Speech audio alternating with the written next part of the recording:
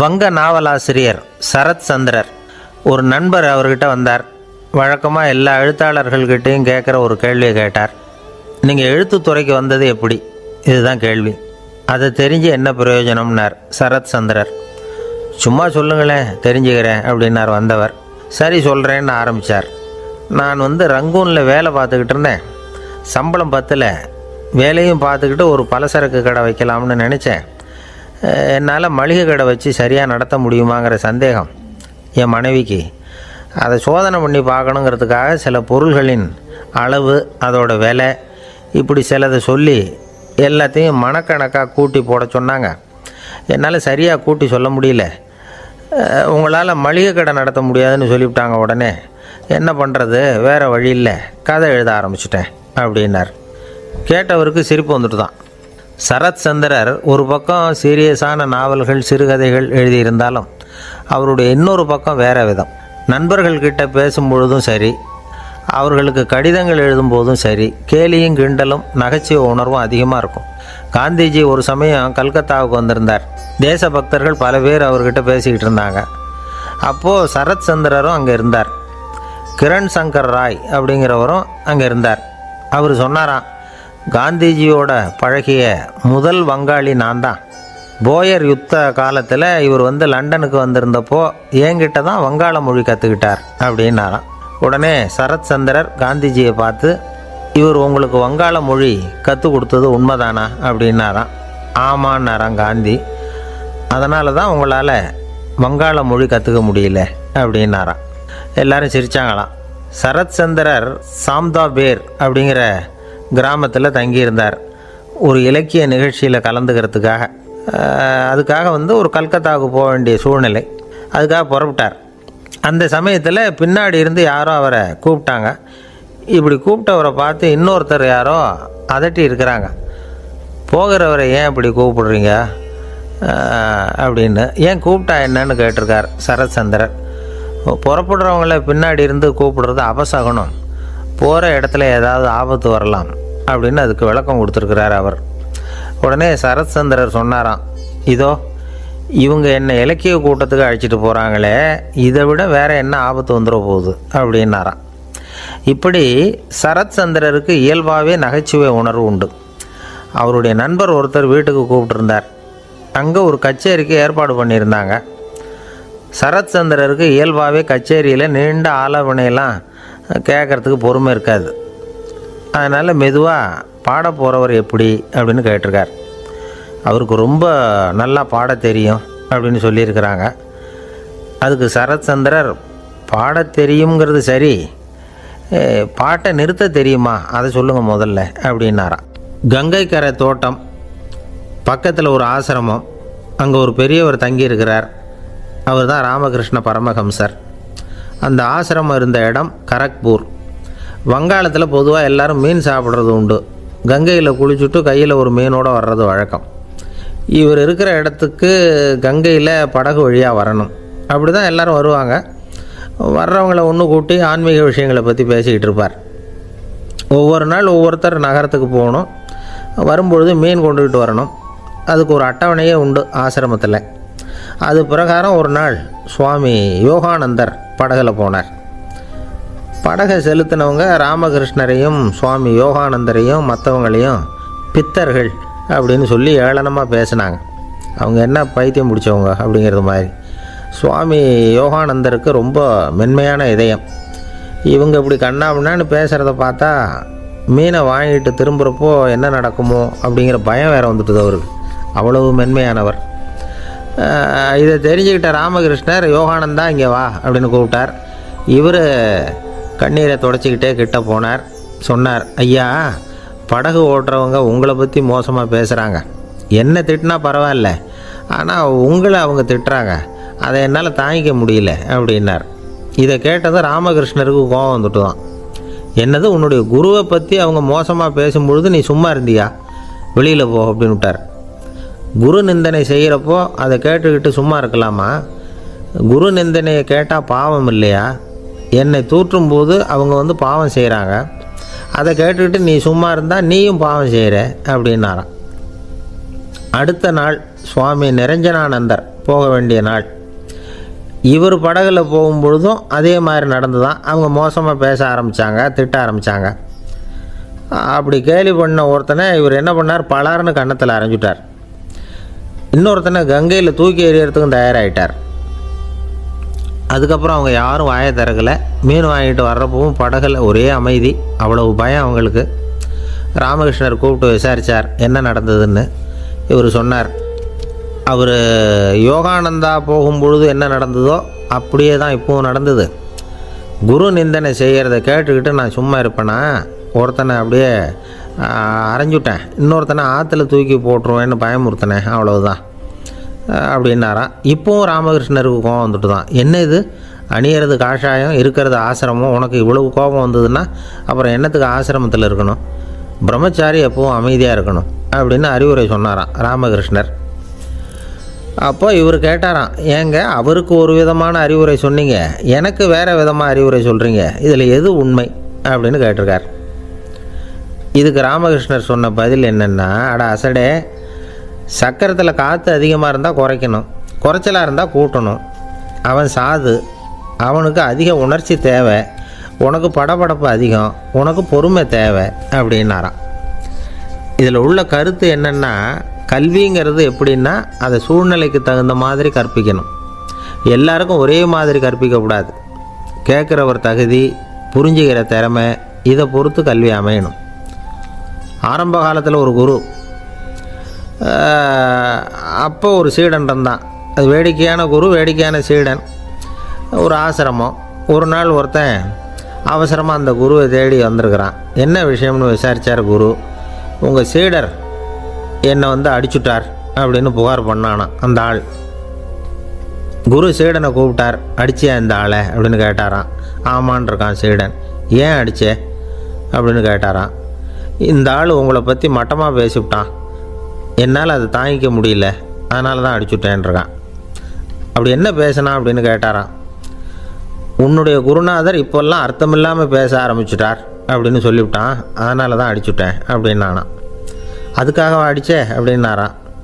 நான் அதுக்காக அடிக்கலை குருவே, இப்போல்லாம் நீங்கள் அர்த்தம் இல்லாமல் பேசுகிறதாக அவன் சொல்கிறான், அப்படின்னா இது வரைக்கும் நீங்கள் அர்த்தத்தோடு பேசினதாகத்தானே அர்த்தம், அது தப்பு தானே, அதனால தான் அடித்தேன் அப்படின்னானா. ஒரு பெரியவர் உட்காந்துருக்கிறார். அவரை சுற்றி அவருடைய தோழர்கள் உட்காந்துருக்கிறாங்க. ஏதோ ஒரு முக்கியமான செய்தியை அவர் அவங்களுக்கு சொல்லிகிட்டு இருக்கிறார். அவங்களும் ஆர்வமாக கேட்டுக்கிட்டு இருக்கிறாங்க. இந்த சமயத்தில் யாரோ ஒரு ஆள் வேகமாக அங்கே வர்றார். வர்ற வேகத்திலேயே எனக்கு ஏதாவது உதவி செய்யுங்க அப்படின்னு கேட்டுக்கிட்டே வர்றார். கேட்குறது உதவி, ஆனால் குரல் மிரட்டுறது மாதிரி இருக்குது, அதட்டி கேட்குறது மாதிரி இருக்குது. இதை கேட்டதும் அந்த பெரியவர் ஆத்திரப்படலை, ஆனால் அவரை சுற்றி இருந்தவங்க ஆத்திரப்பட்டாங்க. இதை பெரியவர் கவனித்தார். கொஞ்சம் அமைதியாக இருங்கன்னார். வந்தவரை கூப்பிட்டார். அவருக்கு சில பொருள்களை கொடுத்தார். என்னங்க இப்போ உங்களுக்கு மகிழ்ச்சி தானே அப்படின்னார். அப்படின்னு அலட்சியமாக அவர் சொல்கிறார். நான் உங்களை நல்ல முறையில் நடத்தினேன்னா அப்படின்னு கேட்குறாரு அவர் மறுபடியும். அதெல்லாம் ஒன்றும் இல்லை அப்படின்னு சொல்லி அவர் சொல்லிகிட்டு இருக்கிறாரு. குரலில் கடுமை குறையில. சுற்றி இருந்தவங்களால் இதை பொறுத்துக்க முடியல. கோபத்தோடு அவரை நோக்கி நெருங்க ஆரம்பித்தாங்க. பெரியவர் அவங்களையெல்லாம் தடுத்து நிறுத்தினார். வந்தவரை வாங்க என்னோட அப்படின்னு சொல்லி அழைச்சிட்டு போனார். வீட்டுக்கு போனார். அங்கே போனதும் இன்னும் சில பொருள்களை எடுத்து அவர்கிட்ட கொடுத்தார். இப்போ திருப்தி தானே, நான் உங்ககிட்ட நல்ல முறையில் நடந்துக்கிட்டேனா அப்படின்னார். அவர் முகம் இப்போ தான் கொஞ்சம் மலர்ந்தது.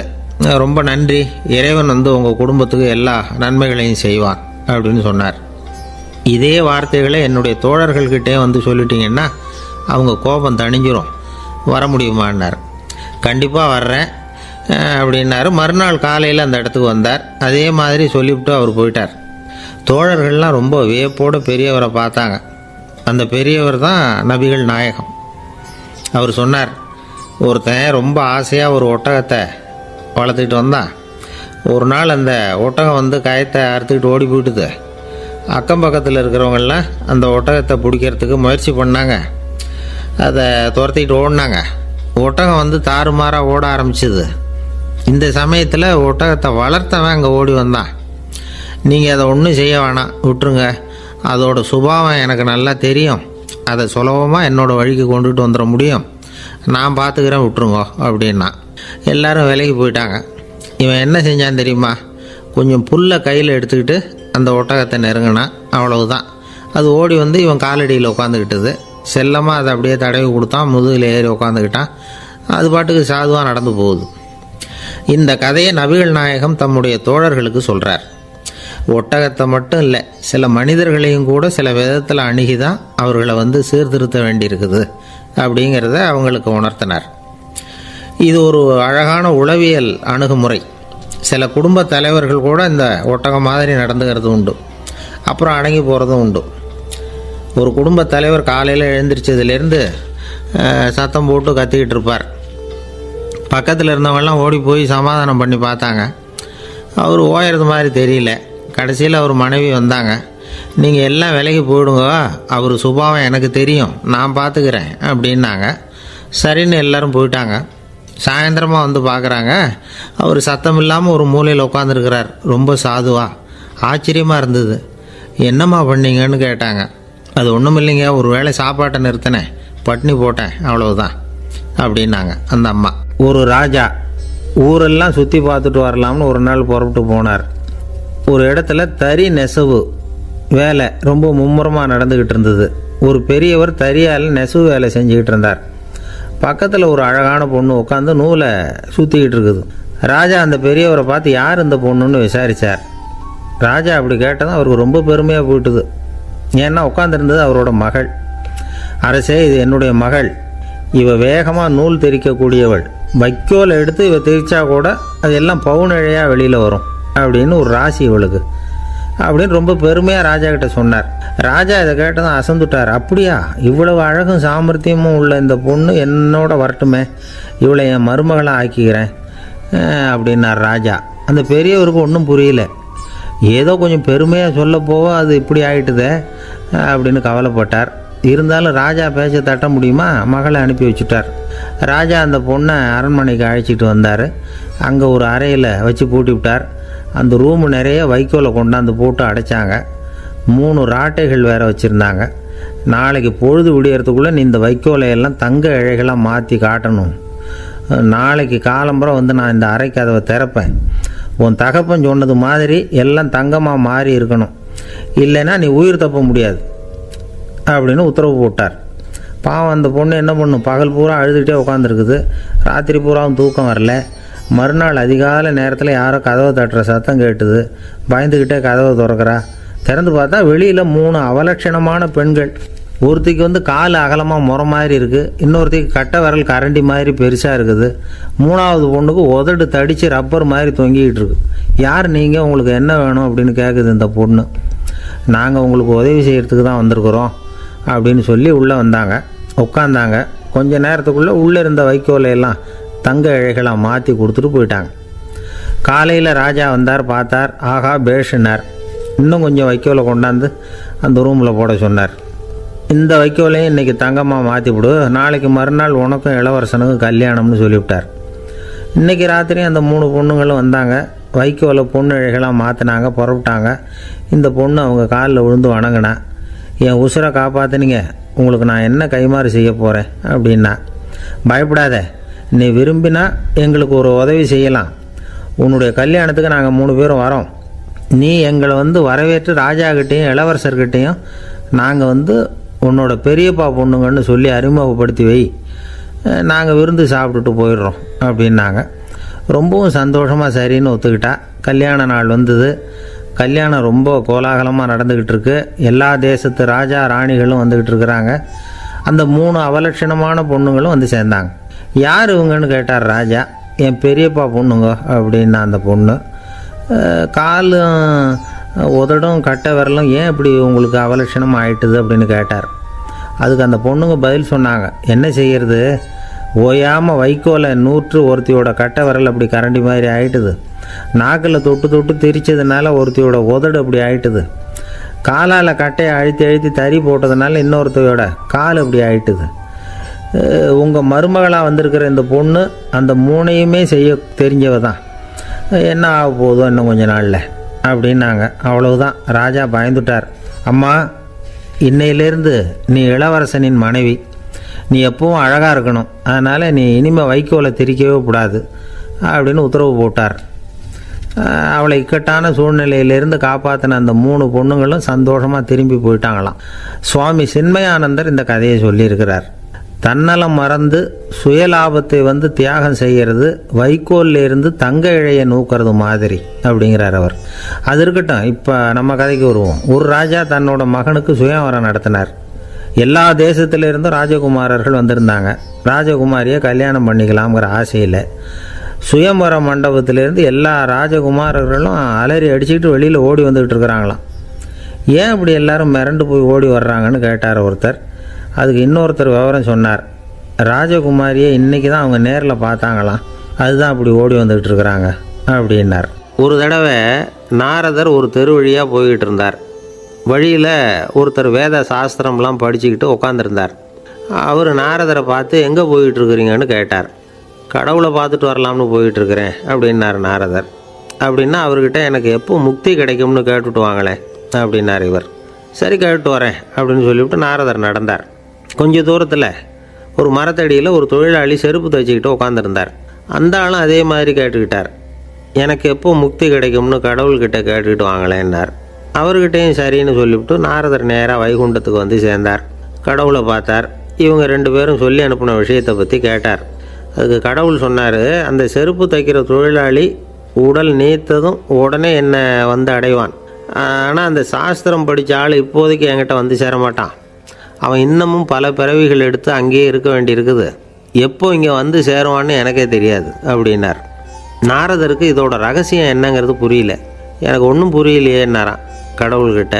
சீக்கிரம் புரிஞ்சுக்குவேன், நீ திரும்பி போகிறப்போ நான் இங்கே வைகுண்டத்தில் என்ன செஞ்சுக்கிட்டு இருக்கேன்னு கேட்டால் ஒரு ஊசியின் துவாரத்தில் ஒரு யானையை கோத்துக்கிட்டு இருக்கிறேன்னு அவங்கக்கிட்ட சொல்லு அப்படின்னார் கடவுள் சிரிச்சுக்கிட்டே. நாரதர் பூமிக்கு திரும்பினார். கடவுளை பார்த்தீங்களா, எப்படி இருக்கார் அப்படின்னு விசாரித்தார் வேத சாஸ்திரம் படித்தவர். ஓ பகவானா, அவர் யானையை ஊசியின் காதில் நுழைச்சிக்கிட்டு இருக்கிறார் பார்த்தேன்னார் நாரதர். ஊசி காதில் யானையா, அது எப்படி முடியும்? நீங்கள் சொல்கிறத நான் நம்ப மாட்டேன்னு விட்டார் அவர். சரி, இந்த ஆளுக்கு இறைவன் பேரில் நம்பிக்கை இல்லை அப்படிங்கிறத நாரதர் புரிஞ்சுக்கிட்டார். அடுத்தபடியாக அந்த தொழிலாளி இருந்த இடத்துக்கு போனார். இறைவனை பார்த்தீங்களான்னு கேட்டார் அவர். பார்த்தேன், ஒரு ஊசி துவாரத்தில் யானையை கோத்துக்கிட்டு இருந்தார் அப்படின்னு சொல்லிவிட்டு நாரதர் அந்த ஆள் முகத்தை கவனித்தார். அந்த தொழிலாளி இதை கேட்டுட்டு கொஞ்சம் கூட ஆச்சரியப்படலை. அவரால் முடியாத காரியம் கூட உண்டானார். என்ன இப்படி சொல்கிற, ஊசியின் துவாரத்தில் யானையை கோக்க முடியும்னு நீ நம்புறியா அப்படின்னு கேட்டார் நாரதர். நிச்சயமாக நம்புகிறேன்னார் அவர். அது எப்படி அப்படின்னு கேட்டார் இவர். இதை பாருங்கள், நான் இந்த ஆலமரத்தடியில் தான் தினமும் உட்காந்துருக்கிறேன். தினமும் இந்த மரத்திலிருந்து எவ்வளவோ பழம் கீழே விழுது. இந்த பழத்தில் இருக்கிற ஒவ்வொரு விதையிலேயும் உள்ள ஒரு ஆலமரம் இருக்குது. ஒரு சின்ன விதைக்குள்ள ஒரு பெரிய ஆலமரம் இருக்க முடியுங்கிறப்ப ஊசி துவாரத்தில் கடவுள் யானையை நுழைய வச்சாருங்கிறத ஒத்துக்கிறதுல என்ன கஷ்டம் இருக்குது அப்படின்னு ரொம்ப சர்வசாதாரணமாக பதில் சொன்னாராம் அந்த தொழிலாளி. நாரதர் யோசனை பண்ணார். இந்த தொழிலாளி வேத சாஸ்திரங்களையெல்லாம் படிக்கலைன்னா கூட அறிவுபூர்வமாக சிந்தித்து இறைவனை நம்புகிறான். அதனால தான் கடவுள் இந்த ஆளுக்கு சீக்கிரம் முக்தி கிடைக்கும்னு சொன்னார் அப்படிங்கிறத புரிஞ்சுக்கிட்டாராம். இந்த கதையில் வர்ற கடவுள், நாரதர், வைகுண்டம் இதெல்லாம் ஒரு பக்கம் இருக்கட்டும், ஒரு சின்ன விதைக்குள்ளே ஒரு பெரிய ஆலமரம் தூங்கிக்கிட்டு இருக்கு அப்படிங்கிற உண்மை, அந்தரத்தில் 1000 கிரகங்கள் சுற்றிக்கிட்டு இருக்குங்கிற உண்மை, இதெல்லாம் நாம் பார்த்துக்கிட்டு தானே இருக்கிறோம். இந்த உண்மைகள் அதிசயமாக நமக்கு தெரியறதுனால அதை நம்பாமல் இருந்துட முடியாது. இயற்கையை பரிபூர்ணமாக நம்புங்கள், அந்த நம்பிக்கையே நம்ம வாழ்க்கைக்கு ஆதாரம் அப்படிங்கிறத விளக்கிறதுக்காக தான் இந்த கதை. இந்த காலத்தில் நம்ம பிள்ளைங்களுக்கெல்லாம் இது மாதிரி நம்பிக்கை அதிகமாகவே இருக்குது. ஒரு நாள் ஒரு சின்ன பையன்கிட்ட கேட்டேன், ஏன்பா கடவுள் ஒரு பானைக்குள்ளே ஒரு யானையை நுழைய வச்சுட்டாருன்னு சொன்னால் அதை நீ நம்புவியா அப்படின்னு கேட்டோம். நம்புவேன் சார், அது ஒன்றும் பெரிய அதிசயம் இல்லைன்னா. எப்படிறான்னு கேட்டோம். எப்படின்னா அந்த பானை அந்த யானையை விட பெருசாக இருந்திருக்கும், அவ்வளவுதான் அப்படின்னு சொல்கிறான். ஒரு ஊரில் ஒரு ராஜா இருந்தார். அவர் அடிக்கடி காட்டுக்கு வேட்டையாட போவார். சில நண்பர்களையும் கூட அழைச்சிக்கிட்டு போவார். காட்டுக்கு போனதும் ஆளுக்கு ஒரு பக்கமாக போய் வேட்டையாடுவாங்க. சாயந்தரமாக திரும்பி வருவாங்க. மறுநாள் அரண்மனையில் உட்காந்து ஒவ்வொருத்தரும் அவங்க அனுபவங்களையெல்லாம் சொல்லிக்குவாங்க. அவங்க வீரத்துக்கு தகுந்த மாதிரி பரிசை அந்த ராஜா கொடுப்பார். இது மாதிரி ஒரு தடவை எல்லோரும் வேட்டைக்கு போயிட்டு திரும்பி வந்ததும் உட்காந்து பேச ஆரம்பிச்சிருக்கிறாங்க. ஒருத்தன் சொன்னான், தன்னுடைய வீர தீர செயலை பற்றி அளக்க ஆரம்பிச்சிட்டான். ஏன்னா அதுக்கு பரிசு கிடைக்க போகுதில்ல. அதனால் அவன் என்ன சொன்னான் தெரியுமா, அரசே, நேற்றுக்கு காட்டில் என்னாச்சு தெரியுமா? எனக்கு நேராக ஒரு சிங்கம் வாயை திறந்துக்கிட்டு வந்துட்டுது. நான் பயப்படவே இல்லை. உடனே ஒரு கல்லை எடுத்து குறி பார்த்து வீசினேன். சிங்கத்து வாய்க்குள்ளே போய் அந்த கல் மாட்டிக்கிட்டுது. அவ்வளவுதான். அந்த சிங்கம் என்னை பார்த்துட்டு பயந்துட்டு ஒரே ஓட்டமாக திரும்பி ஓடி போயிட்டுது அப்படின்னா. ஆஹா பலே அப்படின்னு எல்லாரும் கை தட்டினாங்க. ரெண்டாவது ஆள் ஒருத்தன் எழுந்திரிச்சான். அவன் சொல்ல ஆரம்பித்தான், அரசே, நான் போன வழியில் 2 பெரிய மலைப்பாம்பு கிடந்தது. என்னை முழுங்கிறதுக்கு வந்தது. நான் என்ன பண்ணேன் தெரியுமா? அந்த 2 பாம்போட வாலையும் ஒன்றா சேர்த்து முடிச்சு போட்டுட்டேன். அவ்வளவுதான். அது அங்கே இழுக்க இது இங்கே இழுக்க முடிச்சு நல்லா இறுகி போட்டுது அப்படின்றான். ஆஹா அற்புதம்னு சொல்லி எல்லாரும் கை தட்டினாங்களாம். அடுத்தபடியாக 3வது ஆள் ஒருத்தன் வந்தான். அவன் சொல்ல ஆரம்பித்தான், மன்னா, நான் போன பாதையில் குறுக்க ஒரு ஆறு, அதில் இறங்கி குளித்தேன். யாரோ காலை பிடிச்சி இழுக்கிறது மாதிரி இருந்தது. திரும்பி பார்த்தா ஒரு பெரிய முதலை. நான் உடனே அப்படியே ஒரு துள்ளல் துள்ளி அது முதுகில் போய் உக்காந்துக்கிட்டேன். அதை அப்படியே கரைக்கு நீந்த வச்சேன். கரைக்கு வந்து சேர்ந்ததும் அப்படியே ஒரே துள்ளி குதித்து கரைக்கு வந்துட்டேன் அப்படின்றான். அவன் தன்னுடைய வீரத்தை அப்படி சொல்லியிருக்கான். அடடா எப்பேற்பட்ட வீரம் அப்படின்னு எல்லாரும் கை தட்டினாங்களாம்.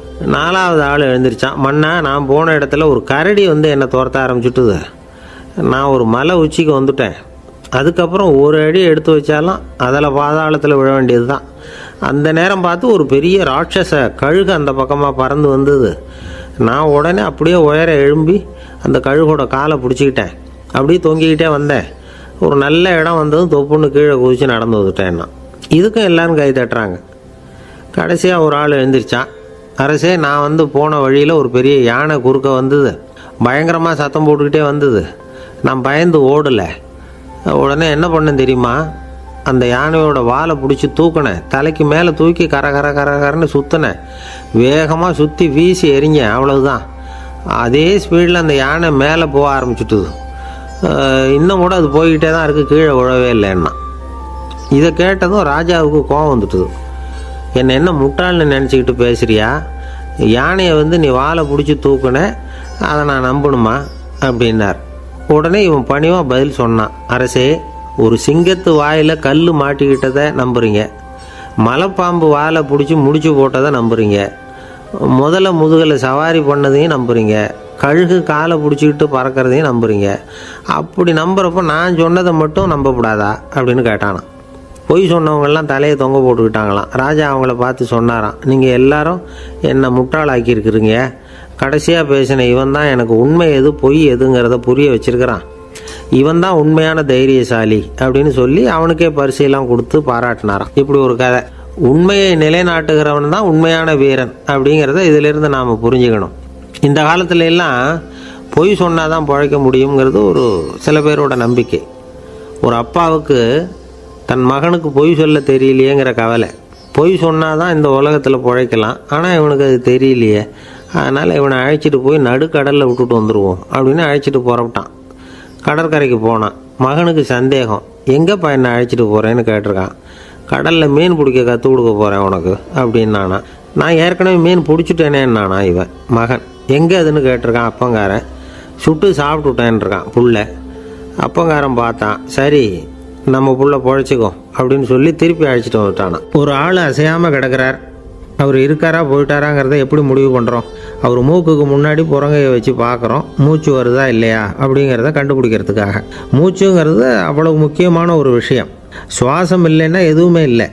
நம்ம பூமி இருக்க அது கூட சுவாசிக்குதுங்கிறத சோவியத் விஞ்ஞானிகள் கண்டுபிடிச்சிருக்கிறாங்க. பூமிக்கு மேலே இருக்கிற மண் அடுக்கில் காற்றில் உள்ள ஆக்சிஜன் ஆக்சிகரணம் அடையுது அப்படின்னு தான் இதுவரைக்கும் எல்லாரும் நம்பிக்கிட்டு இருந்தாங்க. ஆனால் இப்போ என்ன கண்டுபிடிச்சிருக்கிறாங்கன்னா, அந்த ஆக்சிஜன் பூமிக்குள்ளே 1 கிலோமீட்டர் ஆழம் வரைக்கும் ஊடுருவி போகுதான். பூமிக்குள்ளே 2 பக்கமும் பல கிலோமீட்டர் வரைக்கும் பரவுதான். பூமிக்குள்ளே இருக்கிற நீர்நிலை அடுக்குகள் தான் நுரையீரல் செய்கிற வேலையை செய்யுதான். நம்ம உடம்புல நுரையீரல் இல்லைன்னா ஒன்றும் நடக்காது. ஒரு மரத்தை தலைகீழாக தொங்க போட்டால் எப்படி இருக்கும்? அப்படி யோசிச்சு பாருங்கள். அப்படி தான் இதுவும் நுரையீரலும் அப்படி தான் இருக்கும்.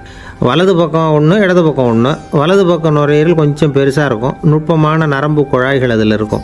கோடிக்கணக்கான நுண்ணிய குழாய்களை வச்சுக்கிட்டு தான் அது வேலை செய்யுது. 25 கோடி குழாய்கள் இருக்கும்.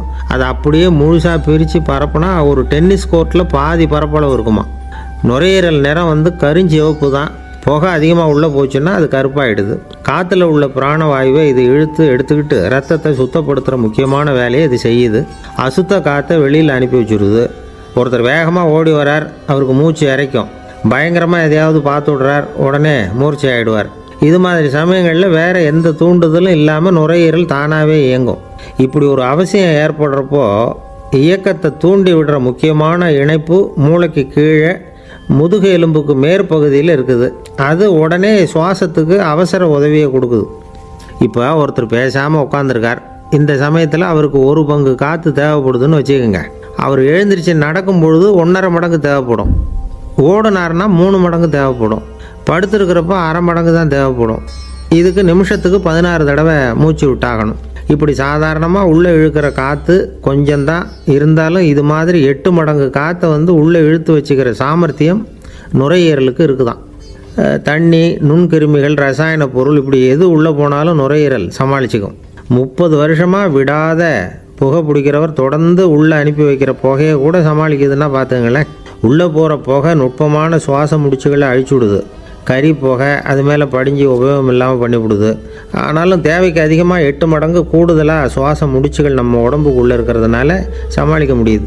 சமாளிக்க முடியலன்னா சில சமயம் மூச்சு திணறும். அதை ஒரு எச்சரிக்கையாக எடுத்துக்கிட்டு புகை பிடிக்கிற பழக்கத்தை விட்டுடணும். அதுதான் நல்லது. ஆனால் அப்படி யார் விடுறது? இணை பிரியாத 2 நண்பர்கள் இருந்தாங்களாம். 2 பேரும் விடாமல் சிகரெட்டு குடிக்கிறவங்க. அதில் ஒருத்தன் செத்து போட்டான்.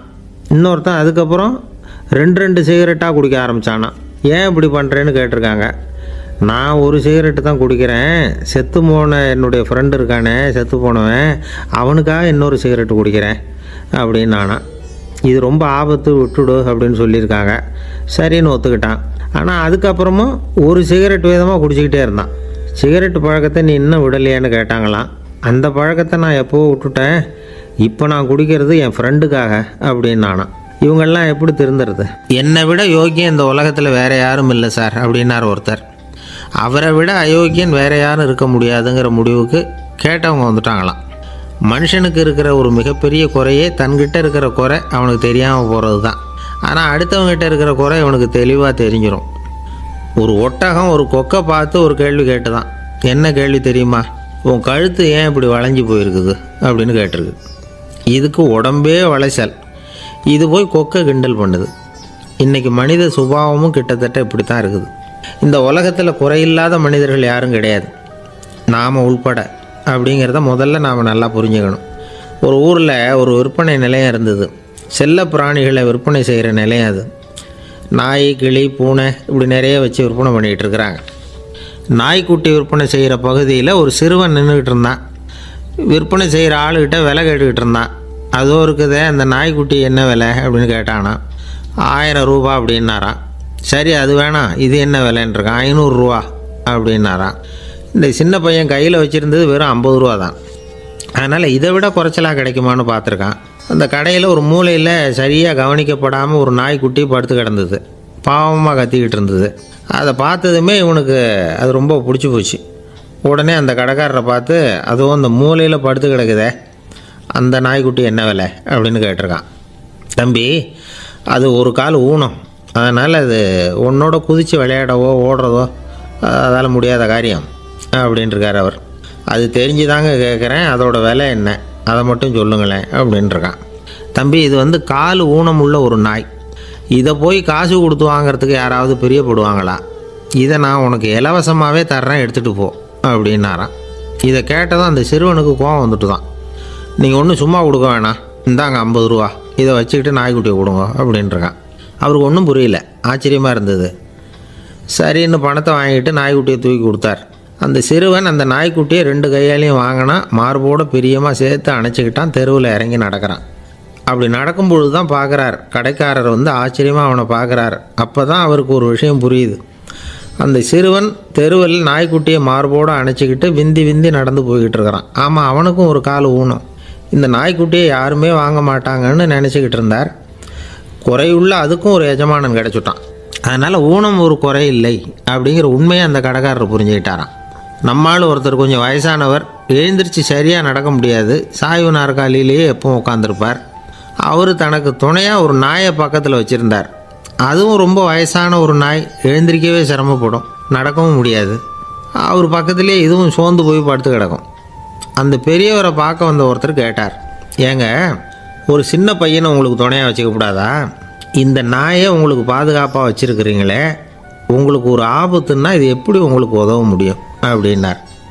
அப்போ அவர் சொன்னாராம், எனக்கு ஒரு ஆபத்துன்னா அந்த சமயத்தில் இந்த நாய் என்னை தனியாக விட்டுட்டு ஓடி போயிடாமல் இருக்கணும்ல, அதுக்காக தான் இதை நான் வச்சுருக்கிறேன் அப்படின்னாராம். நம்மளில் சில பேர் ரொம்ப தைரியமாக இருப்பாங்க.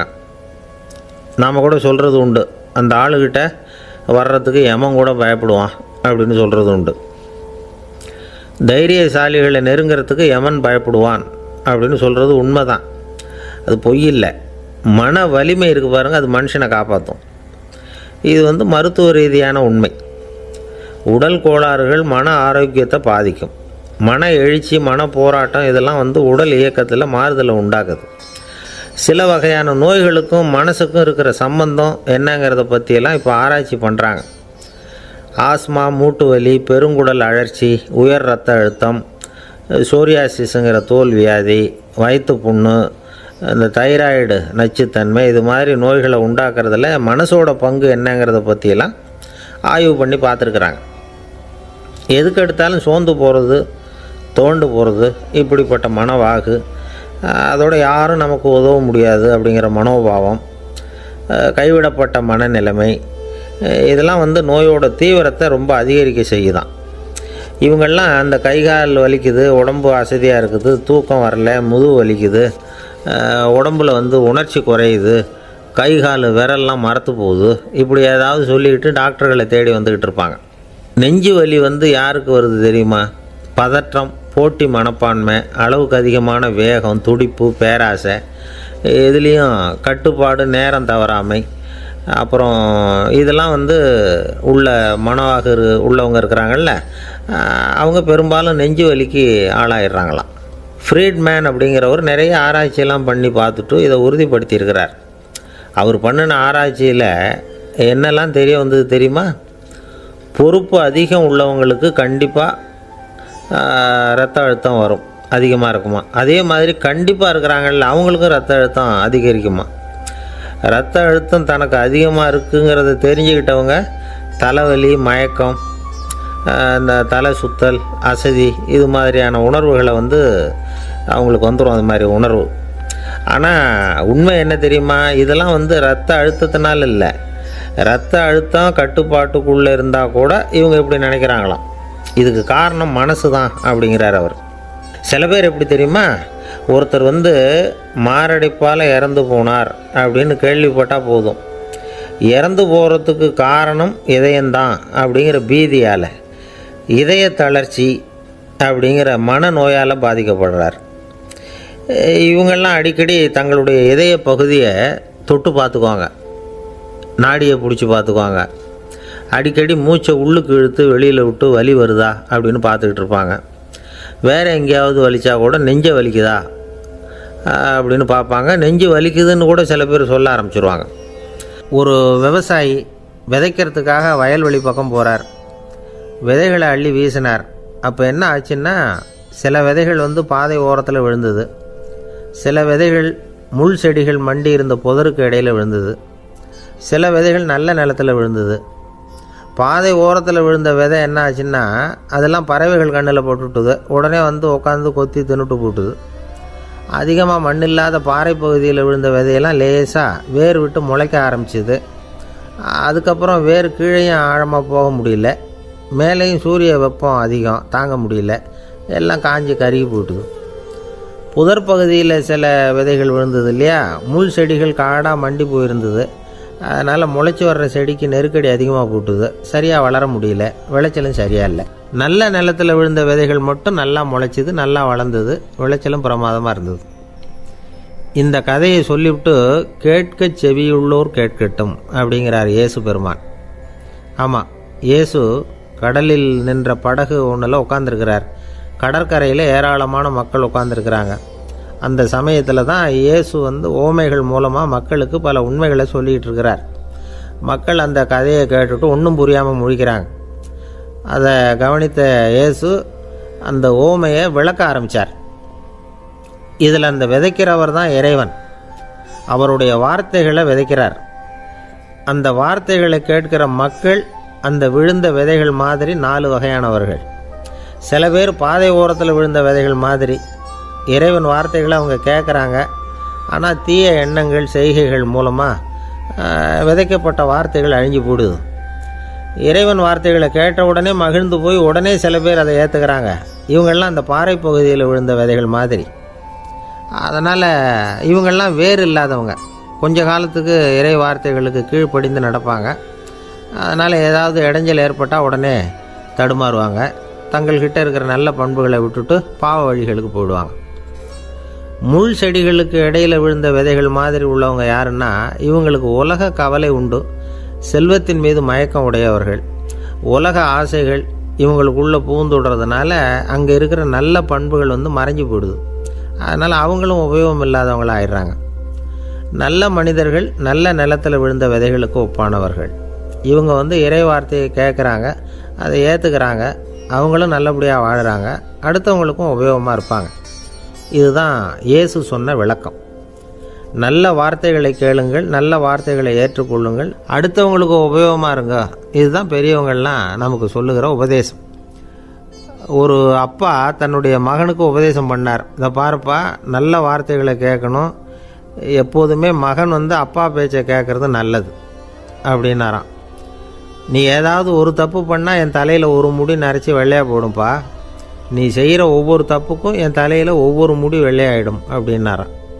பையன் யோசித்தான், அப்பா இப்போ தான் எனக்கு புரியுது, தாத்தாவோட தலைமுடி பூராவும் வெள்ளையாக இருக்கிறதுக்கு என்ன காரணம்ங்கிறது எனக்கு இப்போ தான் புரியுது அப்படின்னானா. ஒரு ஊரில் ஒரு ராஜா இருந்தார். அவர் ஒரு பூனை வளர்த்தார்.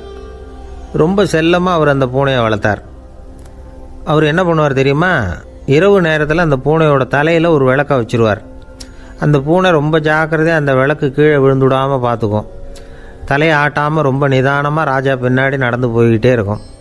அந்த விளக்கு வெளிச்சத்தில் எல்லா வேலைகளையும் செஞ்சுருவார். கையில் ஒரு விளக்கை தனியாக எடுத்துகிட்டு போக வேண்டிய அவசியமே இல்லை. விளக்கை தூக்கிட்டு போகிற வேலையை அந்த பூனை பார்த்துக்கும். அதனால் ராஜாவுக்கு அந்த பூனை மேலே ரொம்ப பிரியம். மந்திரிகளையெல்லாம் கூப்பிட்டு அவங்கக்கிட்ட சொல்லுவார், பார்த்தீங்களா இந்த பூனை எவ்வளவு விசுவாசமாக நடக்குது, என் பேரில் எவ்வளவு மரியாதை பார்த்தீங்களா அதுக்கு அப்படிம்பார்.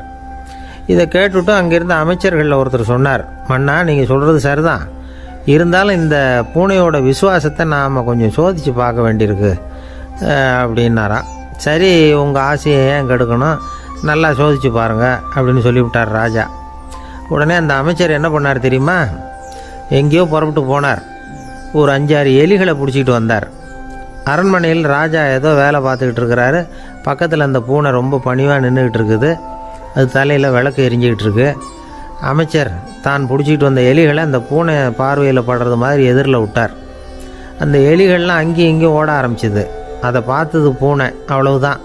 தலையில் இருக்கிற விளக்கை பற்றியும் கவலைப்படலை, ராஜாவை பற்றியும் கவலைப்படலை. ஒரே பாய்ச்சலாக பாஞ்சு எலிகளை துரத்த ஆரம்பிச்சுட்டுது. தலையில் இருந்த விளக்கு எங்கேயோ போய் விழுந்தது, அணைஞ்சு போச்சு. இருட்டில் ராஜா தடுமாற ஆரம்பிச்சுட்டார். இந்த சமயத்தில் அந்த அமைச்சர் மறுபடியும் விளக்கை ஏற்றினார். வெளிச்சம் வந்தது. அதுக்கப்புறம் அந்த அமைச்சர் பேசினார், அரசே, பூனையோட விசுவாசத்தை பார்த்தீங்களா? எலி அது கண்ணில் படுற வரைக்கும் தான் விசுவாசமாக இருந்தது.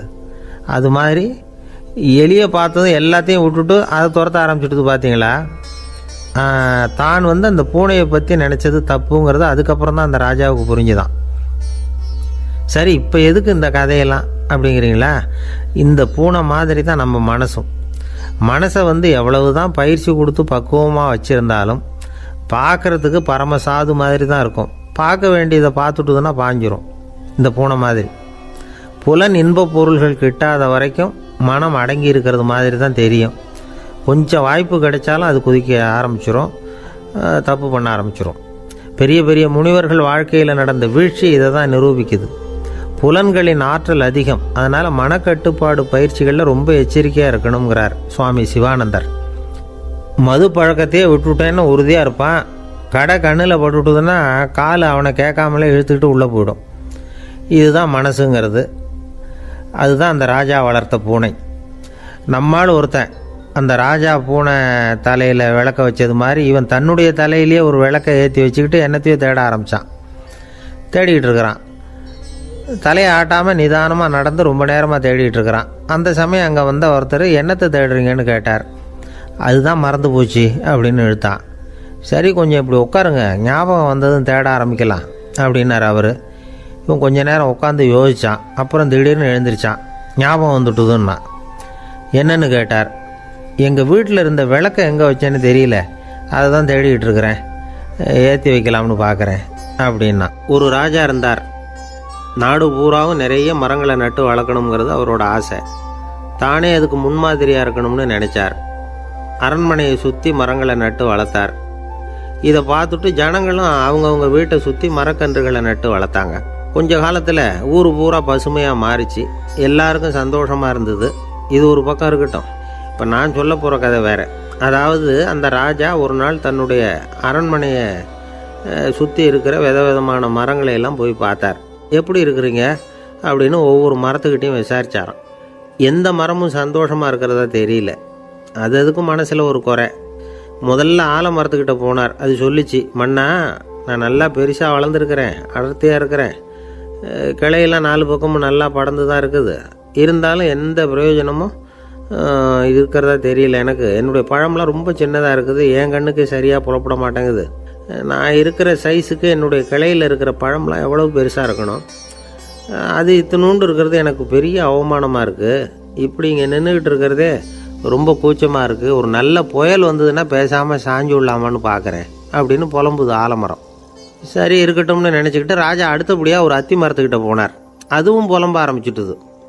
நான் கூட பெரிய மரம் தான், இல்லை இலையெல்லாம் அழகாக தான் இருக்குது, பழம் அழகாக இருக்குது, இருந்தாலும் உள்ள விஷயம் இல்லையே, அத்தி பழத்தை புட்டு பார்த்தா அத்தனையும் சொத்தை அப்படின்னு பழமொழியே உண்டாயிட்டுதே. இப்படி ஒரு கெட்ட பேரோடு நான் இருக்கணுமா அப்படின்னு புலம்புது அது. சரி இது இருக்கட்டும் அப்படின்னு சொல்லி அடுத்தபடியாக வேப்ப மரத்துக்கிட்ட போனார். அது தன்னுடைய வேதனையை வெளியிட்டது. எனக்கு எவ்வளவோ மருத்துவ குணங்கள்லாம் இருக்கிறதா சொல்லிக்கிறாங்க, இருந்தாலும் என்ன பிரயோஜனம், என்னுடைய பழத்தை மனிதர்கள் யாரும் விரும்பி சாப்பிட்றது இல்லையே அப்படின்னுது. ராஜா அடுத்தாப்புல இருந்த ஒரு பனை மரத்துக்கிட்ட போனார். நான் நல்லா உயரமாக தான் வளர்ந்துருக்கிறேன், மற்ற மரங்கள்லாம் என்னை அண்ணாந்து தான் பார்க்கணும், இருந்தாலும் என்கிட்ட நிழலுக்காக யாரும் ஒதுங்கிறது இல்லையே அப்படின்னுது. என்ன இது எல்லா மரமும் இப்படி திருப்தி இல்லாமல் இருந்துக்கிட்டு இருக்குதே அப்படின்னு நினச்சிக்கிட்டே ராஜா அடுத்தபடியாக அங்கே இருந்த ஒரு பைன் மரத்துக்கிட்ட போனார். அழகாக உயரமாக பசுமையாக தான் இருந்தது, ஆனால் பழமோ பூவோ கிடையாது. அதை நினச்சி அது வருத்தப்பட்டுக்கிட்டு இருக்குது. ஓக் மரம் அது ஒன்று நின்றுட்டு இருந்தது. அது என்ன சொல்லிச்சுன்னா, இலையுதிர் காலத்தில் என் மேலே இருக்கிற எல்லா இலைகளும் உதிர்ந்து போடுது, முடி கொட்டின மனிதர்கள் மாதிரி மொட்டையாக நான் நிற்க வேண்டியிருக்குது, என்ன வாழ்க்கை இது அப்படின்னு சொல்லி அழுத்துக்கிட்டது. சரி புளிய மரம் என்ன சொல்லுது பார்ப்போம்னு அதுக்கிட்ட போனால், என்னுடைய நிழலில் யாருமே தங்க மாட்டாங்க, உடம்புக்கு சூடுன்னு ஒதுங்கி போயிடுவாங்க, அடிமரத்தை பார்த்திங்கன்னா பட்டையெல்லாம் உறிஞ்சி பார்க்குறதுக்கே கேவலமாக இருப்பேன் அப்படின்னுது அது. முருங்கை மரம் என்ன சொல்லிச்சு தெரியுமா, என்னுடைய இலை காயெல்லாம் சாப்பிட்றவங்களுக்கு சத்து கொடுக்கறது வாசவம்தான், ஆனால் என் உடம்புல சத்தே கிடையாது, கொஞ்சம் வேகமாக காற்று அடிச்சதுன்னா முறிஞ்சி விழுந்துடுறேன், என்ன வாழ்க்கை இது அப்படின்னு சொல்லி அது வருத்தப்பட்டது. ராஜா யோசனை பண்ணார். என்ன இது மரங்கள் பூமியின் வரங்கள்னு சொல்கிறோம், மழை பெய்யறதுக்கு அதுதான் காரணம், பூமி செழிப்பாக இருக்கிறதுக்கும் அதுதான் காரணம், வீடு கட்டுறதுக்கு மரம், நாற்காலி செய்ய உபயோகப்படுத்துறதுக்கும் அதுதான் உபயோகப்படுது, மனுஷனுக்கு வேண்டிய ஆகாரங்களையும் கொடுக்குது, இப்படிலாம் இருந்தும் எல்லா மரமும் நிம்மதி இல்லாமல் இருந்துக்கிட்டு இருக்குதே அப்படின்னு நினச்சார். அப்போது அங்கே இருந்த ஒரு மகிழ மரம் அவர் கண்ணில் பட்டுது. அந்த மரம் மட்டும் கொஞ்சம் நிம்மதியாக மகிழ்ச்சியாக இருக்கிறது மாதிரி தெரிஞ்சுது. உடனே ராஜா அதுக்கிட்ட போனார். உனக்கு மனசில் எதுவும் குறை இல்லையான்னு கேட்டார். இல்லை நான் சந்தோஷமாக தான் இருக்கேன்னு அந்த மகிழ மரம். அப்படியான்னு ஆச்சரியமாக கேட்டார் ராஜா. ஆமாம் மன்னா, இந்த இடத்துல நீங்கள் ஒரு முருங்கை மரத்தையோ வேப்ப மரத்தையோ கூட நட்டிருக்கலாம், ஆனால் இந்த இடத்துல நடுறதுக்கு என்ன தேர்ந்தெடுத்துருக்குறீங்க, அதுவே எனக்கு பெருமை, அதுவே எனக்கு திருப்தி அப்படின்னு தான் மகிழ மரம். மகிழ மரம் சாதாரணமாக தான் இருக்கும், இளம் மஞ்சள் நிறத்தில் பூக்கள், அது காய்ந்தும் மனம் வீசும். மகிழ மரம் மாதிரி மன திருப்தியோடு வாழறதுக்கு நாம் கற்றுக்கணுமா. நாம் இந்த உலகத்தில் ஒரு நாயாவோ நரியாவோ கூட பிறந்திருக்கலாம், மனுஷனாக பிறந்திருக்கிறோம், அதுவே பெருமை தானே. இந்த நிறைவு தான் மகிழ்ச்சியின் ரகசியம். ஒரு பையன் அப்பா கிட்ட போய், அப்பா நீங்கள் இந்த உலகத்தில் ஒரு மனுஷனாக பிறந்தது என்னோட அதிர்ஷ்டம் நானா. ஏண்டா அப்படி சொல்கிறேன்னு இருக்கார் அப்பா. நீங்கள் ஒரு கரடியாக பிறந்திருந்தா இந்நேரம் நானும் ஒரு கரடி குட்டியாக தானே இருந்திருப்பேன் அப்படின்னு நானா பையன். இந்த உலகத்தில் நாம் நல்லபடியாக இருக்கணும்னா அதுக்கு முக்கியமாக தேவைப்படுறது 2. ஒன்று செல்வம், இன்னொன்று அறிவு. சரி இது 2ல் சிறந்தது எது அப்படின்னு ஒரு கேள்வி கேட்டால் என்ன பதில் சொல்கிறது? இதே கேள்வியை ஹஸ்ரத் அலி அவர்கள்கிட்ட கேட்டாங்களாம். அவர் ஒரு பெரிய அறிஞர். கேள்வி கேட்டவங்களும் சாதாரண ஆட்கள் இல்லை, இவங்களும் அறிஞர்கள். ஒரு நாள் ஹஸ்ரத் அலி அவர்கள்கிட்ட 10 அறிஞர்கள் வந்தாங்களாம். ஐயா, நாங்கள் 10 பேரும் உங்ககிட்ட ஒரே கேள்வியை தான் கேட்க வந்திருக்கிறோம், ஆனால் எங்கள் 10 பேருக்கும் நீங்கள் தனித்தனியாக பதில் சொல்ல முடியுமா அப்படின்னு கேட்டிருக்காங்க. அதாவது அவங்க ஒரே கேள்விக்கு இவர்கிட்ட இருந்து 10 விதமான பதில் எதிர்பார்க்குறாங்க. சரி கேளுங்க, என்ன கேள்வி அப்படின்னார் அவர். அப்போ தான் அவங்க கேட்டாங்களாம், செல்வம் அறிவு இது 2ல் சிறந்தது எது? இதுதான் கேள்வி.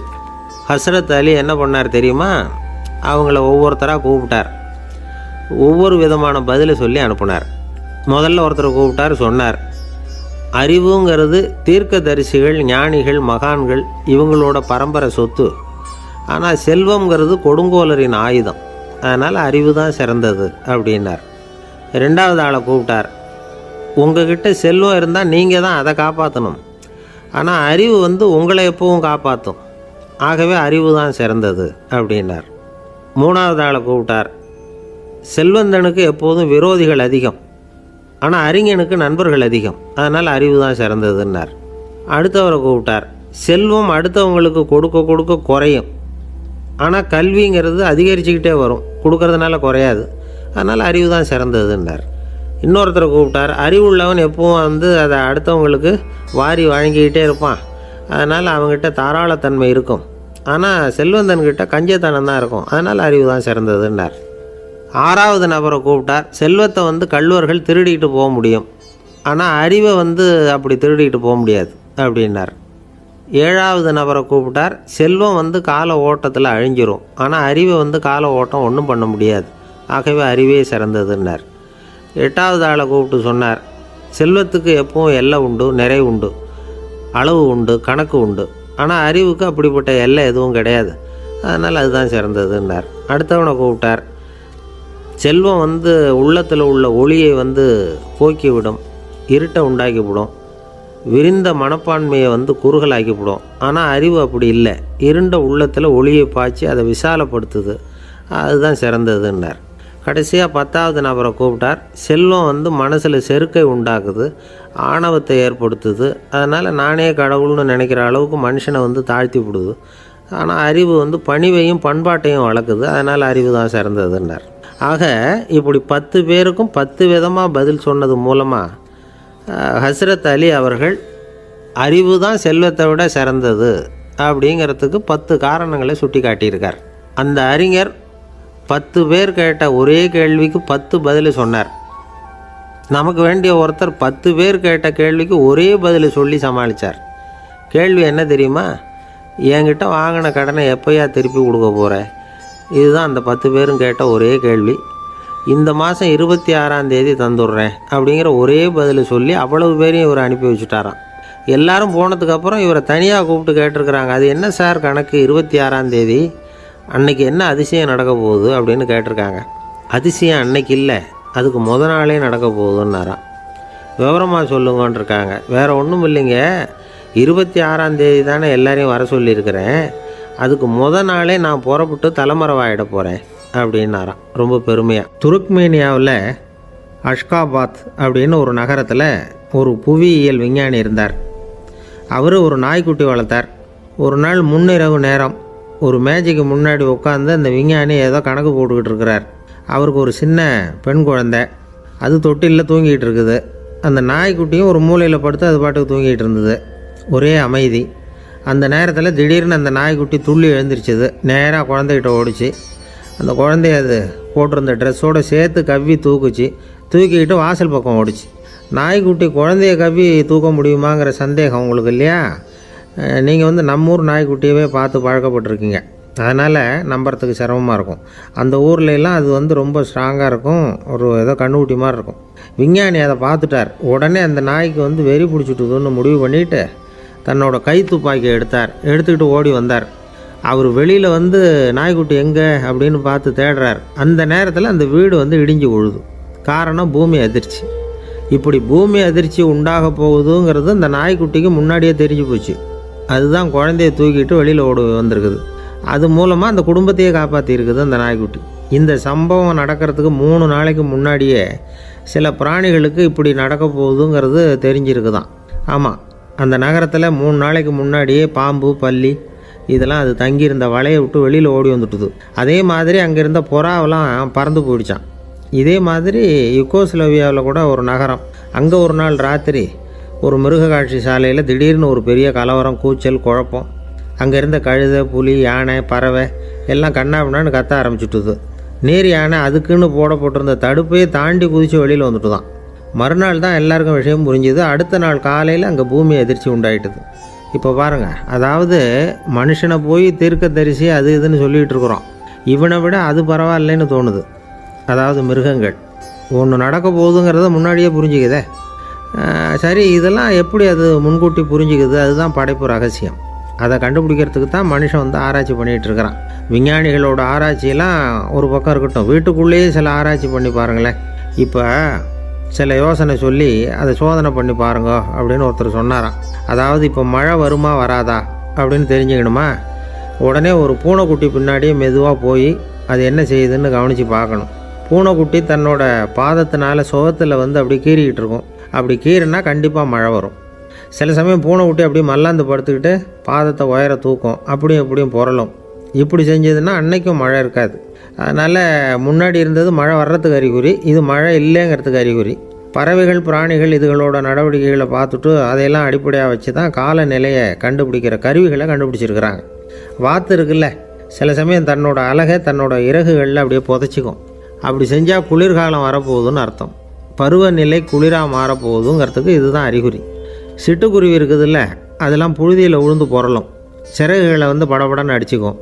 அப்படி செஞ்சால் மழை வரப்போகுதுன்னு அர்த்தம். ஒன்று மட்டும் நாம் நல்லா தெரிஞ்சுக்கணும், இயற்கையின் சீற்றம்னு சொல்கிறோம் இல்லையா, இயற்கை ஏன் நம்ம மேலே கோவப்படுது? இயற்கையை நாம் அனுசரித்து போகிறதில்ல, அதனால் கோவப்படுது. காடுகளை அழிக்கப்படாது, விலங்குகளை கொல்லக்கூடாது, இயற்கை ஏற்படுத்தி வச்சுருக்கிற சமநிலையை கெடுக்கக்கூடாது. அதை புரிஞ்சுக்கிட்டு வாழ்ந்தோம்னா பூமியும் நடுங்காது, நாமளும் நடுங்க வேண்டிய அவசியம் இருக்காது. ஒருத்தர் இருந்தார், சாராய கடைக்கு போனாராம், நிறைய சாப்பிட்டார். அப்புறம் சொன்னார், இது ரொம்ப அற்புதமான சரக்கு போல் இருக்குது, உள்ளே போன உடனே இந்த பூமியே நடுங்கிறது மாதிரி இருக்குது எனக்கு அப்படின்னாராம். இதுக்கு கடைக்காரர் சொல்லியிருக்கார், நீங்கள் சாப்பிட்டது வெறும் பச்சை தண்ணி தாங்க, இப்போ ஏற்பட்டிருக்கிறது நிஜம் பூமி அதிர்ச்சி அப்படின்னாராம். ஒரு ஊரில் ஒரு ராஜா இருந்தார். அந்த ராஜாவுக்கு ஒரு மந்திரி. ராஜா ரொம்ப நியாயமானவர், நேர்மையானவர், கண்டிப்பானவர். தப்பு செய்கிறது யாராக இருந்தாலும் தண்டனை கொடுப்பார். வேண்டியவங்களுக்கு ஒரு நியாயம், வேண்டாதவங்களுக்கு ஒரு நியாயங்கிறதெல்லாம் அவர்கிட்ட கிடையாது. ஒரு சமயம் அரசவையில் அந்த அமைச்சரே வந்து விதிமுறைகளுக்கு புறம்பாக ஏதோ நடந்துக்கிட்டு இருக்கார். மன்னருக்கு கோபம் வந்துட்டுது. உடனே அந்த அமைச்சரை கிட்டத்தில் கூப்பிட்டு அவர் கன்னத்தில் ஓங்கி ஒரு அறை கொடுத்துட்டாராம். உடனே அந்த அமைச்சர் என்ன பண்ணார் தெரியுமா, நேராக போனார், அங்கே நின்றுக்கிட்டு இருந்த இன்னொருத்தர் கன்னத்தில் ஓங்கி அரைஞ்சார். அறை வாங்கினவர் திகைச்சு போயிட்டார். இவர் ஏன் நம்மளை வந்து அரைகிறார் அப்படின்னு யோசனை பண்ணார். மன்னரும் திகைச்சு போயிட்டார். நாம் இவரை அரைஞ்சா அதுக்காக இவரு போய் இன்னொருத்தர் அரையணுமா அப்படின்னு யோசனை பண்ணார். இவருக்கு என்ன பைத்தியமானு கூட நினைக்க ஆரம்பிச்சிட்டார். ஆனால் என்ன ஆச்சுன்னா, அப்புறம் அமைச்சர் அவர் கவனிச்சிக்கிட்டு இருந்தாரா, அவர் இன்னொருத்தர் அரைஞ்சார் இல்லையா, அந்த அறை வாங்கின ஆசாமியை பார்த்து கத்திக்கிட்டு இருந்தார். யார்? அமைச்சர். ஏன்பா என்கிட்ட அறையை வாங்கிக்கிட்டு இப்படி விவரம் இல்லாமல் நின்றுக்கிட்டு இருக்கிறியே, நான் உனக்கு கொடுத்ததை நீ வேறு யாருக்கிட்டையாவது கொடுத்துரு அப்படின்னார். உடனே அந்த ஆள் பார்த்தான், தனக்கு அடுத்தபடியாக நின்றுக்கிட்டு இருந்தவனை ஓங்கி ஒரு அறை அரைஞ்சான். அவன் கன்னத்தை தடவிட்டே யோசனை பண்ணான். இது ஏதோ புரிஞ்சுக்கிட்ட மாதிரி அடுத்தாப்பில் நின்றுக்கிட்டு இருந்தவனை அரைஞ்சான். இப்படி இந்த அறை வந்து மாறி மாறி போய்கிட்டே இருக்குது. ஊர் பூரா பிரயாணம் பண்ண ஆரம்பிச்சுட்டுது. அன்னைக்கு ராத்திரி அந்த ராஜா படுக்கிறதுக்காக போனார். அந்த நேரம் பார்த்து அவர் கன்னத்தில் பலார்னு ஒரு அறை விழுந்தது. நம்மளே அரையிறது யார் அப்படின்னு அதிர்ச்சியோட மன்னர் திரும்பி பார்க்குறாரு. அரைஞ்சது அவரோட மனைவி. என்னாச்சு உனக்குன்னு கத்துனார் ராஜா. உங்களுக்கு தெரியாதா, ஊர் பூரா ஒருத்தர் மாற்றி ஒருத்தர் மூலமாக இந்த அறை வந்து பிரயாணம் பண்ணிட்டு வருது அப்படின்னாங்க அந்த அம்மா. அப்படின்னா ஆரம்பித்த இடத்துக்கே வந்துட்டுதா அப்படின்னாராம் மன்னர். என்ன சொல்கிறீங்கன்னு கேட்டிருக்காங்க. இவர் விவரத்தை சொன்னாராம். அப்படின்னா நீங்கள் ஆரம்பித்து வச்ச இந்த விளையாட்டை நான் முடிச்சு வச்சுட்டேன் அப்படின்னாங்களாம் அந்த அம்மா. மறுநாள் காலை மறுபடியும் அரசவை கூடிச்சு அந்த அமைச்சர் மன்னரை பார்த்து கேட்டார், என்ன மகாராஜா, என்கிட்ட கொடுத்ததை திருப்பி வாங்கிட்டீங்களா அப்படின்னாராம். இப்படி நடக்கும்னு நான் எதிர்பார்க்கவே இல்லைன்னார் மன்னர். ஆனால் நான் எதிர்பார்த்தேன், அது எங்கே போயிட போகுது, ஊர் பூரா சுற்றி கடைசியில் உங்ககிட்ட தான் வந்து சேரும் அப்படிங்கிறது எனக்கு தெரியும் அப்படின்னார் அமைச்சர். இந்த கதை வந்து வேடிக்கையாக இருந்தால் கூட இதில் உள்ள கருத்து முக்கியமானது. இந்த உலகத்தில் பல கருத்துக்கள் இப்படி தான் மாறி மாறி சுற்றி வந்துக்கிட்டே இருக்குது. நம்மால் ஒருத்தன் தன்னுடைய நண்பன் ஒருத்தனை கடத்தெருவில் பார்த்தான். உடனே ஓடி போய் பலார்னு ஒரு அறை கொடுத்தானான். அவன் கண்ணத்தை தடவிட்டு ஏன்டா என்ன அரைஞ்சேன்னு கேட்டிருக்கான். நீ ஏன்டா என்னை முட்டாள்னு என் மனைவிட்ட போய் சொன்னேன் அப்படின்ட்டுருக்கான் அவன். உன்னை ஒரு முட்டாள்னு சொன்னதுக்காகவா நீ என்ன அரைஞ்ச அப்படின்னு கேட்டிருக்கான் இவன். டேய், நான் அதுக்காக அறையலப்பா, அது ஒரு பெரிய ரகசியம் நான் முட்டாளுங்கிறது. அந்த ரகசியத்தை நீ ஏன் எங்கள் வீட்டில் போய் சொன்னேன், அதுக்காக தான் அரைஞ்சேன் அப்படின்னு நான் அவன். பக்தின்னு சொல்கிறோம் இல்லையா, அது 3 வகைப்படும் அப்படிங்கிறார் ஒரு பெரியவர். அது என்ன 3 வகைன்னா, தெய்வ பக்தி, அடியார்கள் பக்தி, குரு பக்தி. அடியார் பக்தியை விட தெய்வ பக்தியை விட குரு பக்தி தான் ரொம்பவும் சிறந்ததுங்கிறார் அவர். தெய்வத்துக்கிட்ட செஞ்ச பாவம் குருநாதர்கிட்ட தீர்ந்துருமா, குருநாதர்கிட்ட செஞ்ச பாவம் தெய்வத்துக்கிட்ட போனாலும் தீராதான். இப்படி பெரியவங்கள்லாம் சொல்லி வச்சுருக்கிறாங்க. ஒரு காடு, அங்கே அயோத தௌமியர் அப்படின்னு ஒரு தபோதனர், அவர் பல மாணவர்களை ஒன்றா சேர்த்து ஒரு குருகுலம் நடத்திக்கிட்டு இருக்கிறார். பல தரப்பட்டவங்க பல திறப்பட்டவங்க மாணவர்கள் அதில் சேர்ந்து படிச்சுக்கிட்டு இருக்கிறாங்க. பாஞ்சால ராஜகுமாரன் ஒருத்தனும் அந்த குருகுலத்தில் சேர்ந்து படிச்சுக்கிட்டு இருக்கிறான். அவன் பேர் ஆருணி. பெரிய இடத்து புள்ள, இருந்தாலும் படுப்பில் ரொம்ப கெட்டிக்காரனாக இருந்தான். அவன் தான் அங்கே முதல் மாணவன். ஒரு நாள் குருநாதர் அந்த அரசகுமாரனை கூப்பிட்டார். நம்ம குருகுலத்துக்கு சொந்தமான வயலில் தண்ணீர் பெருகி வெள்ளம் பயிரை அழிக்குதான், அதனால் நீ போய் மடையை அடைச்சிட்டு வந்துடும் அப்படின்னார். அந்த அரசகுமாரன் உடனே புறப்பட்டான். குருநாதர் சொல்லிட்டார்ல, உடனே புறப்பட்டான். நான் பெரிய இடத்து பிள்ளையாச்சே, ராஜகுமாரனாச்சே, ரொம்ப செல்வாக்கூட வளர்ந்தவனாச்சே, நான் போய் வயலில் இறங்கி வேலை செய்கிறதா அப்படின்னுலாம் அவன் நினைக்கல. குருநாதர் கட்டளையை நிறைவேற்ற வேண்டியது நம்ம கடமை அப்படின்னு நினச்சான். உடனே ஒரு மண்வெட்டியை தூக்கி தோளில் வச்சுக்கிட்டு புறப்பட்டு போயிட்டான். வயலுக்கு போனான். பார்த்தான், தண்ணி கரையை உடச்சிக்கிட்டு வயலுக்குள்ளே ஏகமாக பாஞ்சிக்கிட்டு இருக்குது. இவன் மண்வெட்டியால் களிமண்ணை புல்லோடு சேர்த்து புல் பற்ற மாதிரி வெட்டி வெட்டி போட்டான். இருந்தாலும் மடையை அடைக்க முடியல. தண்ணி அதை மீறி வந்துக்கிட்டே இருக்குது. தண்ணி வேகமாக வயலுக்குள்ளே போய்கிட்டே இருக்குது. போடுற பத்தையெல்லாம் கரைஞ்சி கரைஞ்சி போயிட்டுருக்கு. இருந்தாலும் இவன் தன்னுடைய முயற்சியை கைவிடலை. வெட்டி வெட்டி போட்டுக்கிட்டே இருக்கிறான். காலையில் அங்கே போனவன் சாயந்தரம் வரைக்கும் இப்படி செஞ்சுக்கிட்டு இருக்கிறான். உடம்பும் மனசும் ரொம்பவும் சோர்ந்து போச்சு. இருந்தாலும் குருநாதர்கிட்ட கட்டளையை நிறைவேற்றாமல் இருக்கிறோமேங்கிற ஒரு குறை அவனுக்கு இருக்குது. குரு கட்டளையை நிறைவேற்றாத நான் இன்னமும் இருக்கணுமா அப்படின்னு யோசனை பண்ண ஆரம்பிச்சிட்டான். என்ன செய்யலாம்னு பார்த்தான். நம்ம குருநாதர்கிட்ட பணிக்காக இந்த உடம்பையே தியாகம் பண்ணலாம் அப்படின்னு முடிவு பண்ணான். தண்ணி பாயுதில் அதுக்கு குறுக்க விழுந்து அப்படியே மடையை அடைச்சிக்கிட்டு அப்படியே படுத்துட்டான். இது மற்றவங்களுக்கு தெரியாது. அன்னைக்கு ராத்திரி ஒரு விளக்கு முன்னாடி உட்காந்து குருநாதர் பிள்ளைங்களுக்கு பாடம் சொல்லி கொடுத்துக்கிட்டு இருக்கிறார். முதல் வரிசையில் இருக்கக்கூடிய ராஜகுமாரனை காணலை. நம்ம ஆருணி எங்கே போனா அப்படின்னு சொல்லி மற்ற மாணவர்களை விசாரித்தார். இப்போ அவங்க சொன்னாங்க, சுவாமி, அவன் காலையில் வயலுக்கு மடையை அடைக்கிறதுக்காக போனான், நீங்கள் தான் போக சொன்னீங்க, இன்னும் திரும்பி வரல அப்படின்னு அவர் பையன். குருநாதர் உடனே ஒரு தீவெட்டி எடுத்துக்கிட்டு மாணவர்களை அழைச்சிக்கிட்டு வயலுக்கு போனார். அங்கே போய் பார்த்தா ஆளை காணும். ஆருணி ஆருணின்னு சொல்லி சத்தம் போட்டு கூப்பிட்டு பார்க்குறார். நான் இங்கே இருக்கேன் குருநாதா அப்படின்னு காலுக்கு அடியிலேருந்து ஒரு சத்தம் வருது. குனிஞ்சு பார்த்தா அவன் மடையில் படுத்துருக்குறான். என்னப்பா இதுன்னார். காலையிலேருந்து இந்த மடையை அடைச்சி பார்த்தேன் சுவாமி, முடியல, அதனால் இப்படி குறுக்க படுத்துட்டேன். என்னை தாண்டறதுக்கு பயந்து போய் தண்ணியே தேங்கி நின்றுட்டுது அப்படின்னா. அவனுடைய குரு பக்தியையும் அவனை தாண்டறதுக்கு அஞ்சு நிற்கிற தண்ணி தேக்கத்தையும் பார்த்துட்டு எல்லாரும் ரொம்ப ஆச்சரியப்பட்டு போயிட்டாங்களாம். ஆருணி எழுந்திரிச்சு வா அப்படின்னு கூப்பிட்டாரான் குருநாதர். அவன் தண்ணீரை பொழந்துக்கிட்டு எழுந்திரிச்சு வந்தானான். அதனால் அவனுக்கு உத்தாலகன் அப்படின்னு ஒரு பேர். உத்தாலகன்னா தண்ணீரை பிளந்தவன் அர்த்தம்.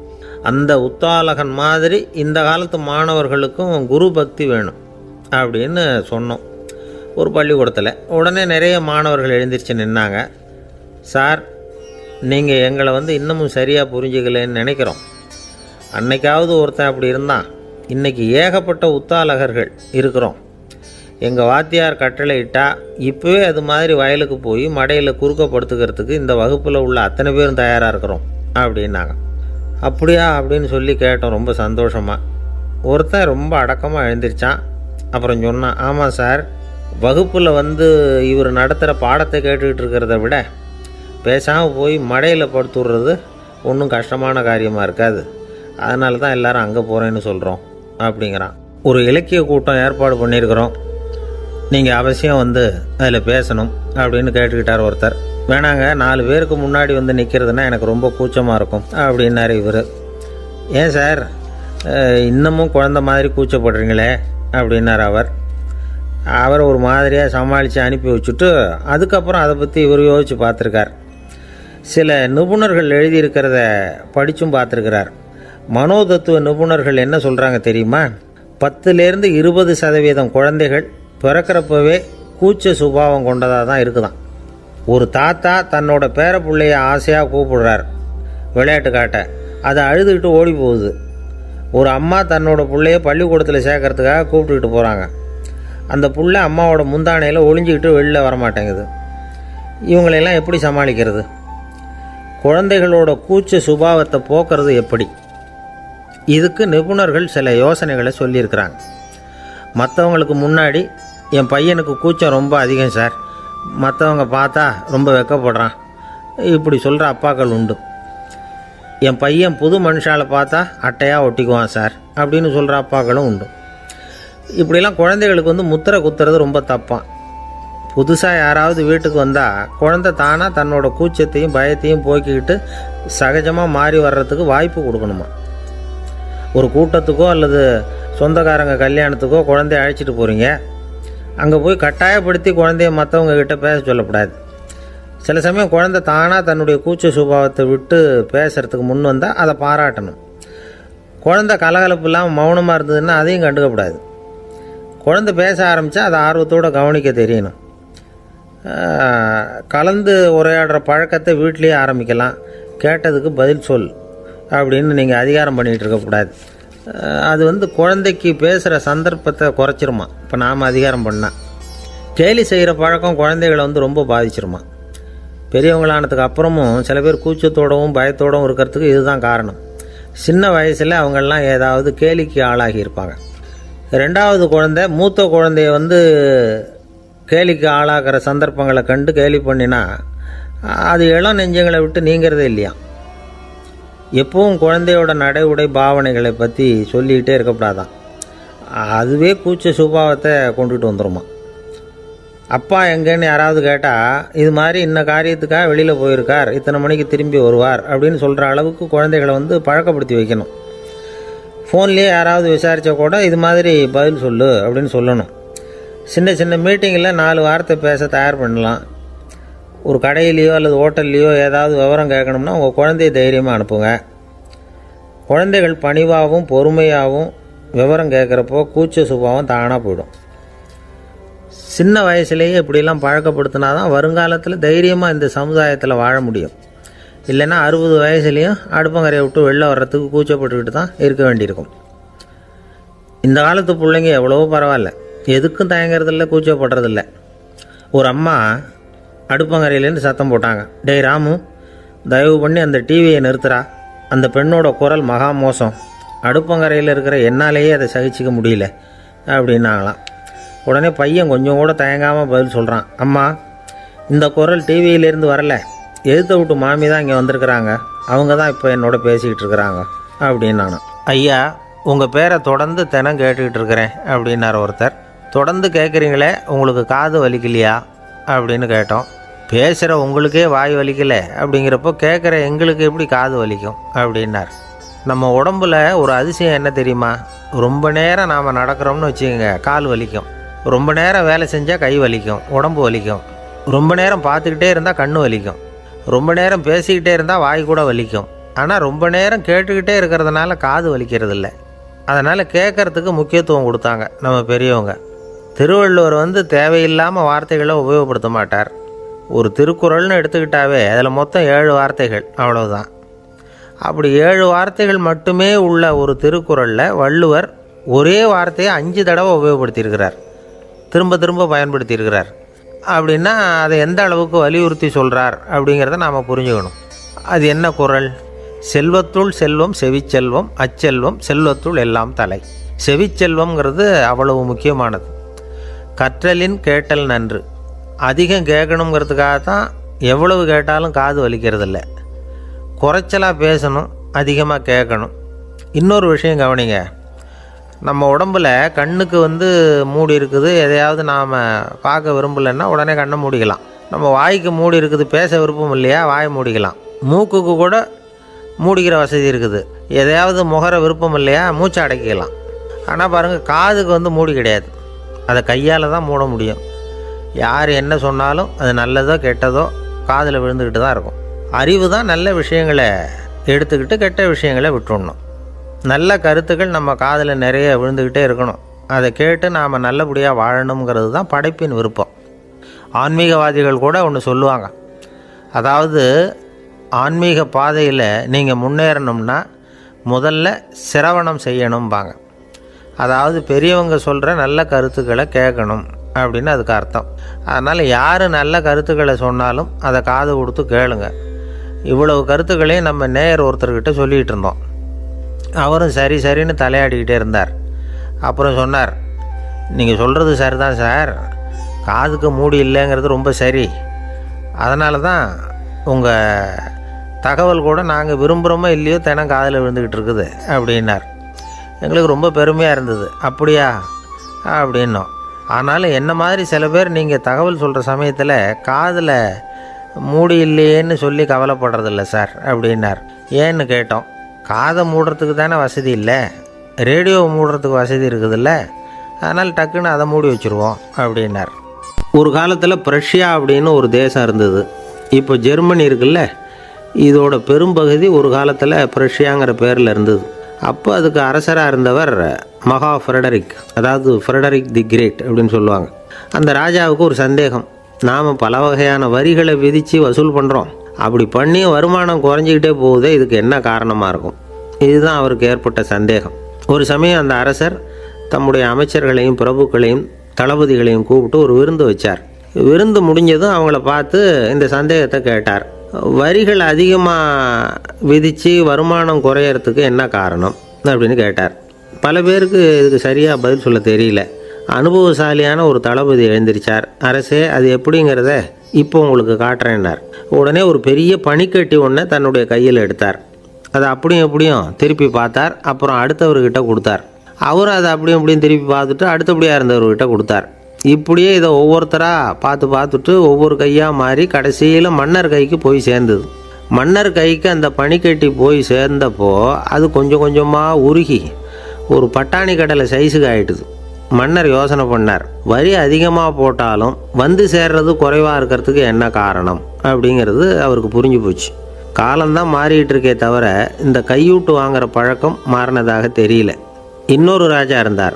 அவர் தன்னுடைய ராஜாங்கத்தில் லஞ்ச ஊழலே சுத்தமாக இருக்கக்கூடாது அப்படின்னு நினச்சார். அவர்கிட்ட பல்வேறு துறைகளுக்கும் பொறுப்பாக இருந்த பல பேரும் ரொம்ப சுத்தமாகவும் நேர்மையாகவும் இருந்தாங்க. ஒரே ஒருத்தர் மட்டும் எல்லார்கிட்டையும் லஞ்சம் வாங்கிட்டே இருந்தார். அவரை வேறு துறைகளுக்கு மாற்றி பார்த்தாரு. அந்த ராஜா என்னென்னமோ பண்ணி பார்க்குறாரு. எந்த வேலையை கொடுத்தாலும் அதுலேயும் லஞ்சம் வாங்கிறதுக்கு ஒரு வழியை உண்டு பண்ணிக்குவார் அந்த ஆள். ராஜாவுக்கு இது ஒரு பெரிய தலைவலியாக போட்டுது. இவர் என்ன பண்ணுறது, இவருக்கு என்ன வேலையை கொடுக்கறது, கொஞ்சம் கூட லஞ்சம் வாங்கிறதுக்கு சான்ஸே இல்லாத ஒரு வேலையை கொடுக்கணும் அப்படின்னு திட்டம் போட்டார். ஒரு நாள் அவருக்கு அந்த உத்தரவும் போட்டுட்டார். அதாவது அவருக்கு என்ன வேலைன்னா, கடற்கரையில் தான் அவருக்கு ஆஃபீஸ், அங்கேயே இருந்துக்க வேண்டியது. தினமும் எத்தனை கடல் அலை கரையில் மோதுது அப்படிங்கிறத கணக்கு எடுத்து ராஜாவுக்கு தெரிவிக்க வேண்டியது. இதுதான் அவருக்கு வேலை. பேசாமல் அலையை எண்ணிட்டு உட்காந்துருக்கிட்டோம், அப்போவாவது அவர் லஞ்சம் வாங்குகிற சந்தர்ப்பம் இல்லாமல் போயிடும் அவருக்கு அப்படின்னு நினச்சார் ராஜா. இந்த ஆள் கடற்கரைக்கு போய் டியூட்டியில் ஜாயின் பண்ணிக்கிட்டார். ஒரே மாதத்தில் அங்கே சொந்தமாக ஒரு பிரம்மாண்டமான மாளிகை கட்டிவிட்டார். ராஜாவுக்கு இது பெரிய ஆச்சரியமாக போச்சு.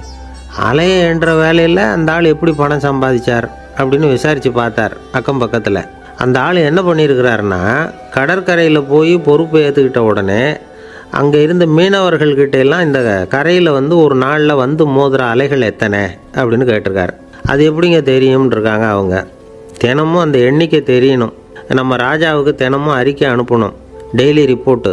தவறுனா நீங்கள் இந்த கடலில் போய் மீன் பிடிக்கிறதுக்கு ராஜாவோட அனுமதி கிடைக்காது. அப்படின்ட்டுருக்கார். உடனே மீனவர்கள்லாம் பயந்து போட்டாங்க. கடலுக்கு போகிறதுக்கு அனுமதி இல்லைன்னா பட்டினி கிடக்கிறது மாதிரி ஆகிடுமே.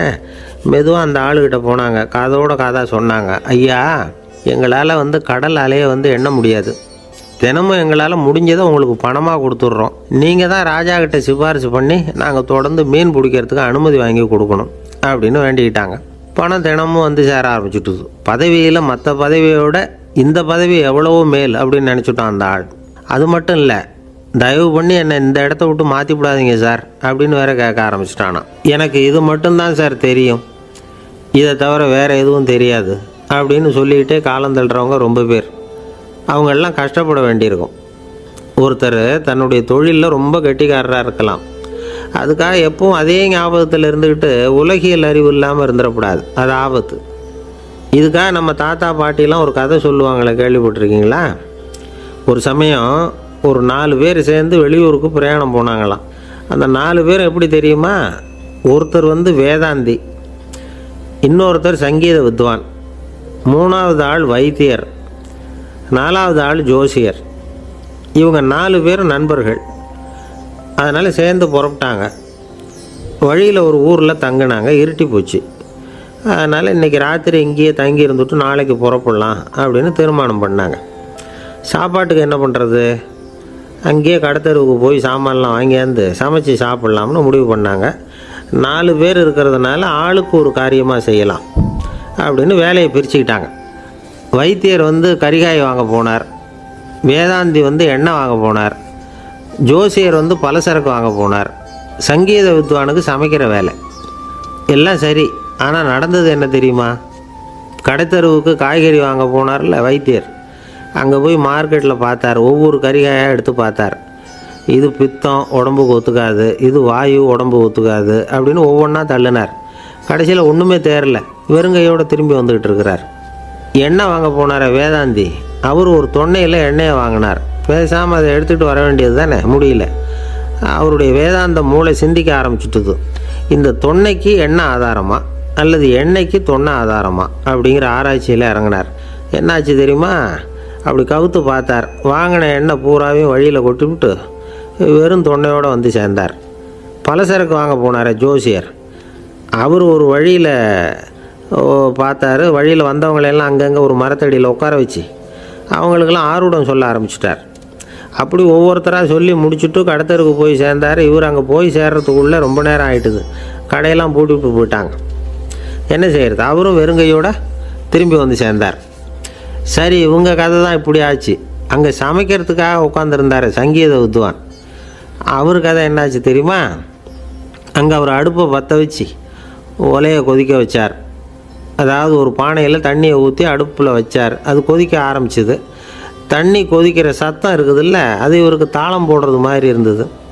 ஒரே குஷி, பாட ஆரம்பிச்சிட்டார். பாடிக்கிட்டே உற்சாகமாக கையில் இருந்த கரண்டியால் அந்த பானையில் தட்டினார், தாளம் போடுறதா நினச்சிக்கிட்டு. அவ்வளவுதான், பானை பட்டுன்னு உடஞ்சி போச்சு. தலையில் கையை வச்சுக்கிட்டு அவரும் உட்காந்துட்டார். எந்த தொழில் தெரிஞ்சாலும் சரி, அதை புத்திசாலித்தனமாக பயன்படுத்த தெரியலன்னா ஆபத்து தான். அதுக்காக தான் இந்த கதை. ஒரு பஸ்ஸு டிரைவர் ரொம்ப கெட்டிக்காரர். பஸ்ஸை ரொம்ப திறமையாக ஆபத்து இல்லாமல் ஓட்டினதுக்காக பரிசுலாம் வாங்கினவர். அவரே ஒரு படகு ஓட்டுறதுக்காக அழைச்சிட்டு போயிருக்கிறாங்க, மோட்டார் படகு. அதையும் ரொம்ப திறமையாக தான் ஓட்டிகிட்டு போயிருக்கிறாரு. நடுக்கடலில் போனதும் படகு நின்று போச்சு.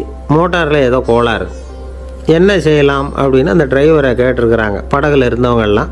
அப்போ அவர் சொன்னாராம், கவலைப்படாதீங்க, ஒன்றும் பிரச்சனை இல்லை, எல்லோரும் கொஞ்சம் கீழே இறங்கி பின்னாடி தள்ளுங்க, மோட்டார் ஸ்டார்ட் ஆகிடும் அப்படின்னாராம். ஒரு ஊரில் ஒரு இளைஞன் இருந்தான். ஒரு நாள் அவன் ஒரு குருவை தேடிக்கிட்டு புறப்பட்டான். ஊரை விட்டு வெளியில் போனான். போகிற வழியில் ஒரு காடு. அந்த காட்டில் ஒரு மரத்தடியில் ஒரு பெரியவர் உட்காந்துருக்கிறார். அமைதியாக மௌனமாக அவர் அமர்ந்திருக்கிறார். இந்த பெரியவரை விசாரிக்கலாம், குருவை தேடி கண்டுபிடிக்கிறதுக்கு இவர் ஏதாவது ஒரு வழி சொல்லி கொடுப்பார் அப்படின்னு நினச்சிக்கிட்டு அவர் நெருங்கினான். ஐயா, எனக்கு ஒரு குரு தேவை, எங்கே கிடைப்பார்? அவரை எப்படி அடையாளம் கண்டுபிடிக்கிறது? அதை பற்றி ஏதாவது விவரம் சொன்னீங்கன்னா நான் கண்டுபிடிச்சிக்குவேன் அப்படின்ட்டுருக்கான். பெரியவர் நிமிர்ந்து பார்த்தார். தம்பி, அது ரொம்ப சுலபம். அவர் வயசானவராக இருப்பார், என்னை விட சுமார் 30 வயசு அதிகமாக இருக்கும். அவர் ஒரு மரத்தடியில் தான் உட்காந்துருப்பார் அப்படின்ட்டுருக்கான். சரிங்க பெரியவரே, அது என்ன மாதிரியான மரம், எப்படி இருக்கும்? அப்படின்னு கேட்டிருக்கான். பெரியவர் அந்த விவரங்களையும் சொல்லியிருக்கிறாரு. அது மட்டும் இல்லை, சந்திக்கிற நாள், நேரம், வினாடி முதற்கொண்டு எல்லா விவரங்களையும் துல்லியமாக சொன்னாராம். இவ்வளவு விவரங்களை இவரால் எப்படி சொல்ல முடியுது அப்படின்னு இவனுக்கு ஆச்சரியம். இருந்தாலும் அந்த பெரியவர் கடைசியாக ஒரு விவரம் சொன்னார். அது என்ன தெரியுமா? எப்படியும் நீ அவரை சந்திக்கிறதுக்கு ஒரு 30 வருஷம் ஆகும் அப்படின்னு சொல்லிவிட்டாரான். ரொம்ப நன்றிங்க பெரியவரே அப்படின்னு சொல்லிவிட்டு அந்த இளைஞன் புறப்பட்டுருக்கான். இப்போ அவனுக்கு குரு பற்றின விவரம் எல்லாம் கிடச்சிட்டுது, சந்திக்கிற நேரமும் தெரிஞ்சுட்டுது. ஆனால் 30 வருஷம் அவரை தேடி அலைய வேண்டியிருக்குமே. அவன் தேட ஆரம்பித்தான். காடு மலை எல்லாம் சுற்றி அலைஞ்சான். பல வருஷங்கள் தேடினான். அழுத்து போயிட்டான். கடைசியில் அவனுக்கும் வயசாகிட்டுது. கடைசியில் தன்னுடைய சொந்த ஊருக்கே திரும்பி போய்கிட்டு இருந்தான். அங்கே ஒரு மரத்தடியில் அவன் தேடிக்கிட்டு இருந்த குருநாதர் கிடைச்சார். யார் அவருன்னா, 30 வருஷத்துக்கு முன்னாடி வழி சொல்லி கொடுத்தாருல அதே பெரியவர். அவருக்கு இப்போ 30 வயசு அதிகமாக இருந்தது. அதே மரம். அன்னைக்கு பெரியவர் சொன்ன அடையாளம் இப்போ பொருத்தமாக இருந்தது. இப்போ அந்த பெரியவர் சொன்னார், சரியாக வந்து சேர்ந்துட்டேன், வா, உனக்காக தான் நான் இவ்வளவு காலமும் காத்துக்கிட்டு இருந்தேன் அப்படின்னாராம். என்ன சொல்கிறீங்கன்றிருக்கான். 30 வருஷத்துக்கு முன்னாடி என்கிட்ட வந்தியே, அப்போவே என் காலம் வந்து முடிஞ்சு போயிருந்தது. அப்போவே என்ன உனக்கு அடையாளம் தெரியல, அதனால் இவ்வளவு காலம் உனக்காக காத்துட்ருக்கும்படி ஆகிட்டுது அப்படின்னாராம். ஐயா, அப்போவே நீங்கள் சொல்லியிருக்கலாமே, இதுதான் 30 வருஷம் கழித்து நீ சந்திக்க போகிற இடம், நான் தான் உன்னுடைய குரு அப்படின்னு சொல்லியிருக்கலாமே அப்படின்ட்டுருக்கான். அந்த பெரியவர் சிரிச்சுக்கிட்டே இதுக்கு பதில் சொன்னாராம். நான் எவ்வளவோ விவரமாக தான் சொன்னேன், நீ சரியாக புரிஞ்சிக்கல. காரணம், அப்போது நீ போதுமான அளவுக்கு பக்குவம் பெற்றிருக்கவில்லை. அதனால் புரியும் சக்தி இல்லாமல் போயிட்டுதப்போ 30 ஆண்டு காலம் நீ அலைஞ்சி தெரிஞ்சிருக்கிற. அது காரணமாக இப்போ உனக்கு அந்த பக்குவம் வந்துட்டுது. அதனால தான் அடையாளம் காண முடிஞ்சுது, நானே உன்னுடைய குரு அப்படின்னாராம். இதிலேருந்து என்ன தெரியுதுன்னா, ஆன்மீகத்தில் மாணவனாக சேர்றதுக்கு கூட ஒரு பக்குவத்தன்மை தேவைப்படுது. ஒரு பெரிய ஞானி, அவர்கிட்ட சீடனாக இருக்க ஒருத்தன் வந்தான். எதிரில் நின்னான். ஞானி அவனை வெகு நேரம் உற்று பார்த்தார். அப்புறம் சொன்னார், சீடனாக இருக்கிறது ரொம்ப சிரமம்னார். நான் தயாராக இருக்கிறேன்னா. அது இன்னமும் சிரமமாச்சே, இங்கே வந்து குருவாக இருக்கிறது மட்டுமே சுலபம் அப்படின்னாராம். அப்படின்னா நான் குருவாகவே ஆயிடுறேன் அப்படின்னானா. இது போலவே இந்த காலத்தில் கதை ஒன்று உண்டு. ஒரு பள்ளிக்கூடத்தில் வகுப்பு ஆசிரியர் மாணவனை திட்டிக்கிட்டு இருந்தார். டேய், நீ 100க்கு 10 மார்க்கு தான் வாங்கிக்கிட்டு இருக்க. இவ்வளவு மோசமாக நீ படித்தா கடைசியில் மாடு மேய்க்கிறது கூட லாய்க்கு இல்லாதவனா ஆகிடுவேன். அதுக்கப்புறம் என்ன செய்ய போகிறேன் அப்படின்னாராம். பையன் தலையை சொரிஞ்சிக்கிட்டே சொன்னானா, சார் அப்படின்னா ஒன்று செய்கிறேன் அப்படின்னானா. இவர் கேட்டிருக்கார், என்ன செய்ய போகிறேன்னு. வேறு என்ன சார், உங்களை மாதிரி ஒரு ஆசிரியர் ஆகிடுறேன் அப்படின்னானா. இமயமலை அடிவாரத்தில் ஒரு மடம். அங்கே ஒரு சன்னியாசி இருந்தார். அவர்கிட்ட ஒருத்தர் வந்தார். சுவாமி, ஆசையை உதற நினைக்கிறேன், முடியல, ஒட்டிக்கிட்டே வருது அப்படின்னாராம். இப்படி உட்கார, ஒரு கதை சொல்கிறேன் அப்படின்னு சொல்லி அவர் சொல்ல ஆரம்பித்தாராம். அவர் சொன்ன கதை என்னென்னா, ஒரு ஊரில் ஒரு ஆள் இருந்தான். அவன் பேர் குப்புசாமி. அவன்கிட்ட எப்பவும் ஒரு பழைய தொப்பி இருக்கும், விடவே மாட்டான். அதனால் அவனை எல்லோரும் தொப்பி சாமி அப்படின்னு தான் கூப்பிடுறது வழக்கம். ஒரு புது தொப்பி வாங்கிக்கப்படாதாப்பா அப்படின்னு நண்பர்கள்லாம் சொல்லி பார்த்தாங்க. பணத்துக்கு எங்கே போவேன் அப்படின்னு விட்டானா. பணம் வச்சுருக்கான், செலவு பண்ண மனசு வரல. மகா கஞ்சன். பழைய பாட்டில்கள்லாம் வாங்கி விற்றுக்கிட்டு இருந்தான். அப்படி ஒரு தடவை பழைய கண்ணாடி சாமான்களை ஏலத்தில் எடுத்தப்போ அதில் ஒரு அருமையான சென்ட்டு பாட்டில் கிடச்சிது. உடனே ஒரு ஐடியா பண்ணான். அந்த சென்ட்டை வந்து சின்ன சின்ன பாட்டில்களில் அடைச்சி ஜன்னல் ஓரமாக அடுக்கி வச்சுட்டான். அதை விற்றா நிறைய பணம் கிடைக்குமே. அதனால் இதுக்கு இடையில் ஒரு நாள் அவன் வந்து அப்படியே உட்காந்துருந்தான். அந்த நேரம் நண்பன் வந்தான். ஏண்டா, உன் பழைய தொப்பியை மாற்றப்படாதா, ஊரில் எல்லோரும் கேலி பேசுகிறாங்களே ஒன்று தொப்பி சாமின்னு அப்படின்னு சொல்லி கேட்டிருக்கான். இந்த சென்ட்டு பாட்டில் விற்றதும் பணம் வரும், அதுக்கப்புறம் பார்க்கலாம் அப்படின்னு நானா. இவன் சரி வா, நீச்சல் குளத்துக்கு போயிட்டு வருவோம் அப்படின்னு கூப்பிட்ருக்கான் நண்பன். 2 பேரும் போனாங்க. அதே நேரம் அந்த ஊர் நீதிபதியும் அங்கே குளிக்க வந்தாராம். அவர்கிட்ட இருந்தது விலை வசந்த ஒரு புது தொப்பி. அதை அங்கே இருந்த ஸ்டாண்டில் மாட்டிவிட்டு குளிக்க போனார். இதுக்கிடையில் குப்புசாமி குளிச்சுட்டு வந்தான். அவனுடைய பழைய தொப்பியை காணலை. அந்த புது தொப்பியை பார்த்தா இது நண்பனுடைய வேலை தான் அப்படிங்கிறதாக புரிஞ்சுக்கிட்டு அதை எடுத்து மாட்டிகிட்டு வந்துட்டான். நீதிபதி குளிச்சுட்டு வந்து பார்க்குறாரு, தொப்பியை காணும். போலீஸில் புகார் கொடுத்தார். அவங்க வந்து தேடினாங்க. ஒரு மூலையில் பழைய தொப்பி கிடச்சிது. அடடா, இது நம்ம குப்புசாமியோட தொப்பி இல்லையா அப்படின்னு நானா ஒருத்தன். உடனே அவன் வீட்டுக்கு தேடிட்டு போயிருக்காங்க. அங்கே போய் பார்த்தா புது தொப்பி அங்கே இருக்குது. உடனே அவனுக்கு 1000 ரூபா அபராதம் போட்டாங்களாம். அவன் பணத்தை கட்டிவிட்டு ரொம்ப எரிச்சலோடு வீட்டுக்கு வந்தான். பழைய தொப்பி கண்ணில் பட்டுது. மறுபடியும், உன்னால் தானே எனக்கு 1000 ரூபா நஷ்டம் அப்படின்னு சொல்லி அதை எடுத்துக்கிட்டு அப்படி போயிருக்கான். அந்த ஊர் குளத்தில் வீசி எரிஞ்சிட்டு வந்துட்டான். அது மீன் பிடிக்கிற ஒருத்தன் கையில் சிக்கிச்சு. அவன் வர்ற வழியில் அதை எடுத்து வேகமாக வீசி எறிஞ்சான். அது நேராக குப்புசாமி வீட்டு ஜன்னல் வழியாக உள்ளே வந்து இந்த சென்ட்டு பாட்டில்கள் மேலே உழுந்து எல்லாம் உடஞ்சி நொறுங்கி போச்சு. குப்புசாமி பார்த்தான். தோட்டத்தில் ஆழமாக ஒரு குழியை வெட்டினான். அந்த தொப்பியை போட்டான், மூடிவிட்டான். இதை அடுத்த வீட்டுக்காரன் பார்த்தான். ஏதோ புதையல் தான் வச்சுருக்கான் போல இருக்குன்னு நினச்சான். போலீஸில் போய் புகார் கொடுத்துட்டான். மறுபடியும் போலீஸ் குழியை தோண்டினாங்க. பழைய தொப்பி மறுபடியும் வெளியில் வந்தது. எல்லோரும் சிரிக்கிறாங்க. அன்னைக்கு ராத்திரியே அந்த தொப்பியை எடுத்துக்கிட்டு நேராக புறப்பட்டான். ஒரு கல்லில் அதை சேர்த்து கட்டி குடிநீர் தொட்டி இருக்கும்ல, அதில் போட்டுட்டு வந்துட்டான். இனிமேல் என்ன பண்ணும் பார்ப்போன்னு. ஒரு நாள் திடீர்னு குழாயெல்லாம் அடைப்பட்டு போச்சு. மாநகராட்சி அலுவலர்கள் வந்து என்னன்னு பார்த்தா அந்த பழைய தொப்பி குழாயை அடைச்சிக்கிட்டு இருக்குது. இது குப்புசாமியோட தொப்பிங்கிறது தான் எல்லாருக்கும் தெரியுமே. உடனே குடிநீரை வந்து பாழாக்கணத்துக்காக குப்புசாமிக்கு கோர்ட்டு 2500 ரூபா அபராதம் போட்டுவிட்டுது. அதையும் கட்டிவிட்டு வெளில வந்தான். கடைசியாக முடிவு பண்ணான். ஒரு நெருப்பு குச்சியை கிழிச்சான். தொப்பியை கொளுத்தினான். எரிஞ்சுது. எடுத்து வெளில எரிஞ்சான். கொஞ்ச நேரத்தில் தீ அணைப்பு படம் வந்துட்டுது. ஆமாம், இவன் எடுத்து எரிஞ்சது வெளியில் விழுந்து வீட்டு கூரையே பற்றிக்கிட்டு எரிய ஆரம்பிச்சுட்டுது. அவனோட பணத்தாசையும் அதோடு சேர்ந்து எரிஞ்சு போச்சான். இப்படி ஒரு கதை. இந்த கதையை சொல்லி முடித்தார் அந்த இமயமலை அடிவாரத்தில் இருந்த சன்னியாசி. இப்போ அந்த குப்புசாமி எங்கே இருக்கிறான்னு கேட்டார் எதிரில் இருந்தவர். இதோ உன் எதிரிலே இருக்கிறான், நான் தான் அந்த குப்புசாமி அப்படின்னாரான் அந்த சன்னியாசி. அந்த குப்புசாமி கிட்டே இருந்தது மாதிரி ஒரு பழைய தொப்பி நம்ம ஒவ்வொருத்தர்கிட்டையும் உண்டு. அதை எப்படி தொலைக்கிறதுன்னு தெரியாமல் தடுமாறிக்கிட்டு இருக்கிறோம். அது என்ன தொப்பிங்கிறீங்களா? அதுதான் நம்மை சூழ்ந்திருக்கிற மாயை அப்படிங்கிறார் சுவாமி சின்மயானந்தர். மெய்ஞானம் கிடைக்கிறப்போ மாயை வந்து எரிஞ்சு போகும் அப்படிங்கிறது அவருடைய கருத்து. நம்மால் ஒருத்தர் வேகமாக ஓடி வந்தார். காலில் மாட்டியிருந்த பழைய செருப்பு ரெண்டையும் ஆவேசமாக தூக்கி ஒரு கிணத்துல போட்டுட்டு வெறுங்காலோடு நடந்து வந்துக்கிட்டு இருக்கிறார். ஏன் அப்படி பண்ணீங்க அப்படின்னு கேட்டோம். அந்த செருப்புக்கு சொந்தக்காரன் வந்து பின்னாடி வந்துக்கிட்டு இருக்கிறான், அதனால் அப்படி பண்ணேன் அப்படிங்கிறார் இவர். காசியில் இருக்கிற கடவுள் காசி விஸ்வநாதர், அங்கே இருக்கிற தேவி காசி விசாலாட்சி. இவங்க 2 பேரும் ஒரு நாள் பேசிக்கிட்டு இருந்தப்போ கடவுள் சொன்னார், இந்த மனிதர்களை நாம் ரொம்பவும் நம்பிக்கையோடு தான் படைச்சிருக்கிறோம். இருந்தாலும் அவங்களுக்கு தான் நம்பிக்கை இல்லை, எதுலேயும் ஒரு உண்மையான நம்பிக்கை இல்லாமல் வாழ்ந்துக்கிட்டு இருக்கிறாங்க அப்படின்னார். என்ன அப்படி சொல்கிறீங்க? அதை பாருங்கள், எவ்வளவு பேர் காசியை தேடிட்டு வந்து கங்கையில் குளிச்சுக்கிட்டு இருக்கிறாங்க. அவங்களெலாம் நம்பிக்கை இல்லைன்னா இவ்வளவு தூரம் தேடிட்டு வந்து இங்கே குளிப்பாங்களா அப்படின்னு நாங்கள் தேவி. சரி, அதை சோதித்து பார்க்கலாம் அப்படின்னு 2 பேரும் முடிவு பண்ணிக்கிட்டாங்க. உடனே ஒரு திட்டம் போட்டாங்க. அது எப்படின்னா, நாம் 2 பேருமே பக்தர்கள் மாதிரி உருவத்தை மாற்றிக்கிட்டு கங்கை கரைக்கு போக வேண்டியது. நான் வந்து கங்கையில் இறங்கி குளிக்கிறேன். கொஞ்ச நேரத்தில் சுழலில் மாட்டிக்கிட்டது மாதிரி நடிக்கிறேன். நீ உடனே கரையிலிருந்து சத்தம் போடும். என்னோடய வீட்டுக்காரரை யாராவது காப்பாற்றுங்களேன்னு சத்தம் போடும். அதோடு இன்னொன்று சொல்லு, யாராவது ஒரு புண்ணிய ஆத்மா அவர்கிட்ட போய் அவருடைய முடியை பிடிச்சி இழுக்கணும். அப்படி ஒரு சாபம் இருக்குது எங்களுக்கு.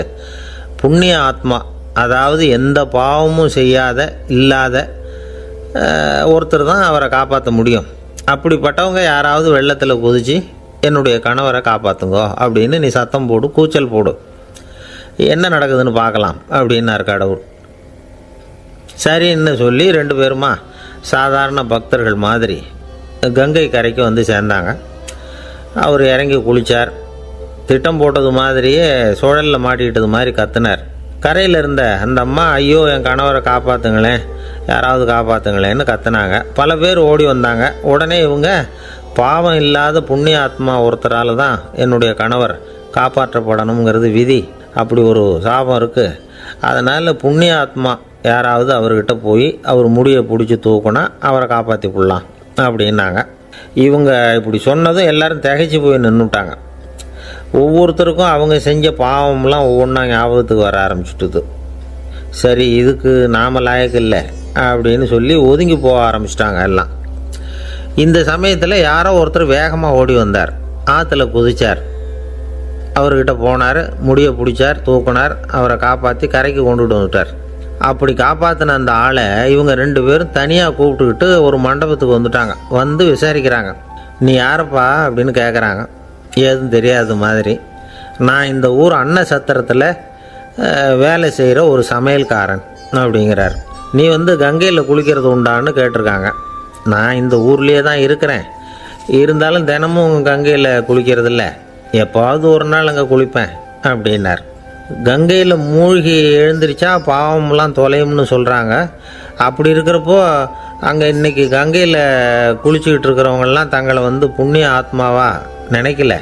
கங்கையில் குளிக்காத நீ உன்னை புண்ணிய ஆத்மாவா நினச்சி என்னை காப்பாற்ற வந்திருக்கிற, அது எப்படி அப்படின்னு கேட்டார்.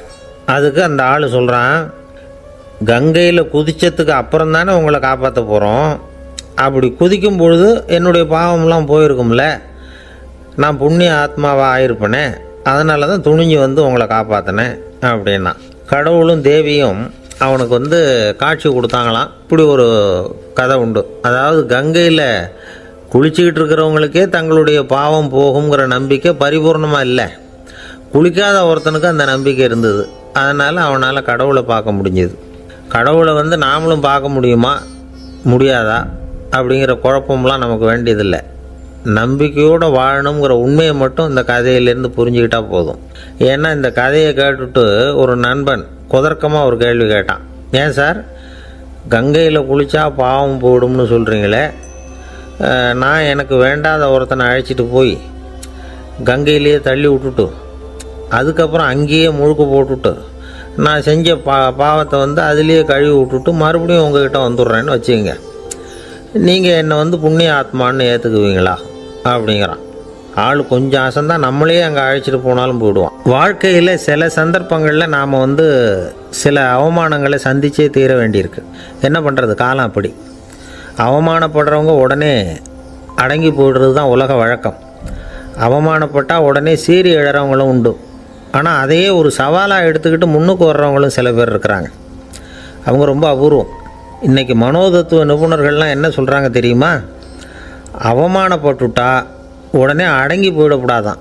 அதையே ஒரு சவாலாக எடுத்துக்கிட்டு மனசில் ஒரு வைராக்கியத்தோடு முயற்சி பண்ணினா வாழ்க்கையில் எல்லாரும் முன்னேறலாமா. அவமானங்கிறத நாம் வைராக்கியமாக மாற்றிக்கணும். அதுதான் வெற்றிக்கு வழி. ராமர் இந்த பூமியில் பிறந்ததே ஒரு வைராக்கியத்தினால தான் சார் அப்படின்னார் ஒருத்தர். எப்படிங்க அது அப்படின்னு கேட்டேன்.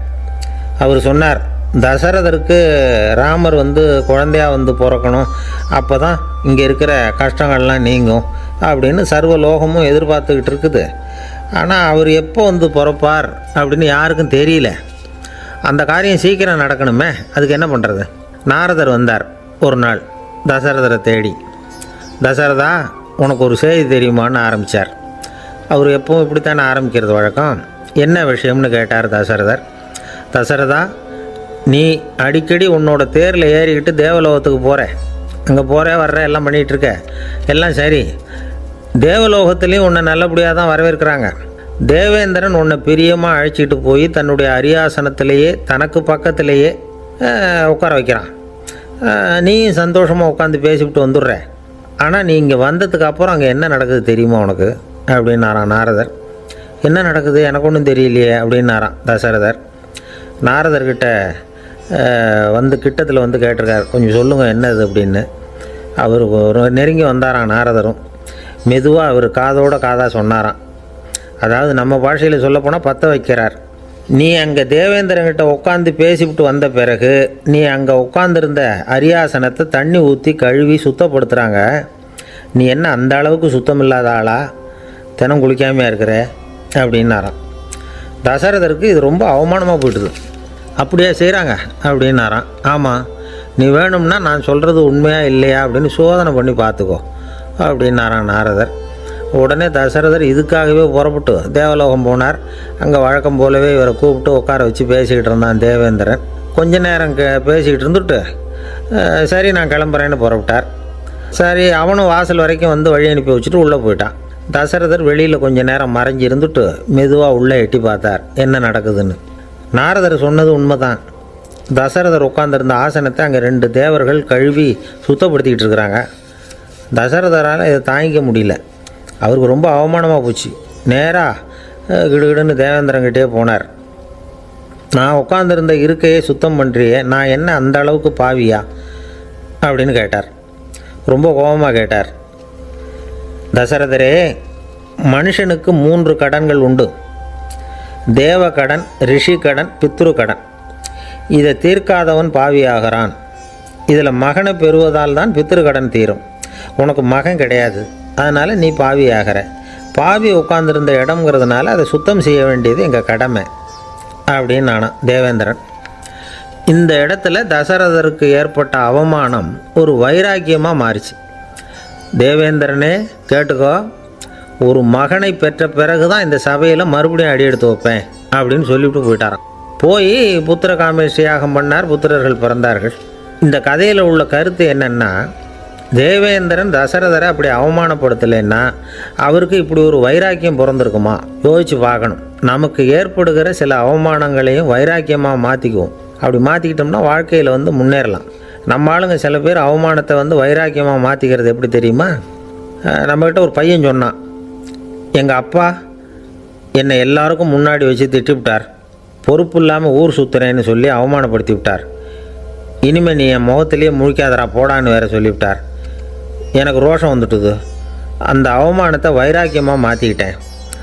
அன்னையிலேருந்து அவர் முகத்திலேயே முழிக்கிறது இல்லை அப்படின்னா. அப்படியான்னு கேட்டோம். ஆமாங்க, அவர் வீட்டில் இல்லாத நேரமாக பார்த்து உள்ள சமையல் கட்டுக்கு போய் சாப்பிட்டுட்டு நைஸாக வெளியில் வந்துடுவேன் அப்படிங்கிறான் அவன்.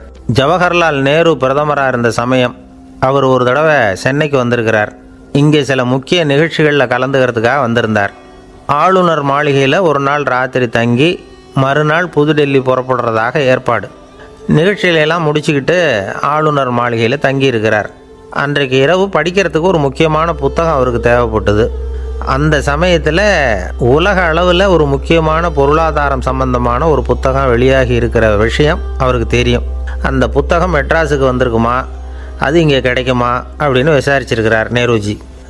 அவர் இப்படி கேட்ட உடனே அங்கே இருந்தவங்கெல்லாம் ரொம்ப பரபரப்பாக செயல்பட ஆரம்பிச்சுட்டாங்க. முக்கியமான இடங்கள்ல எல்லாம் விசாரிச்சிருக்கிறாங்க அந்த புத்தகம் உங்கள்கிட்ட இருக்கான்னு.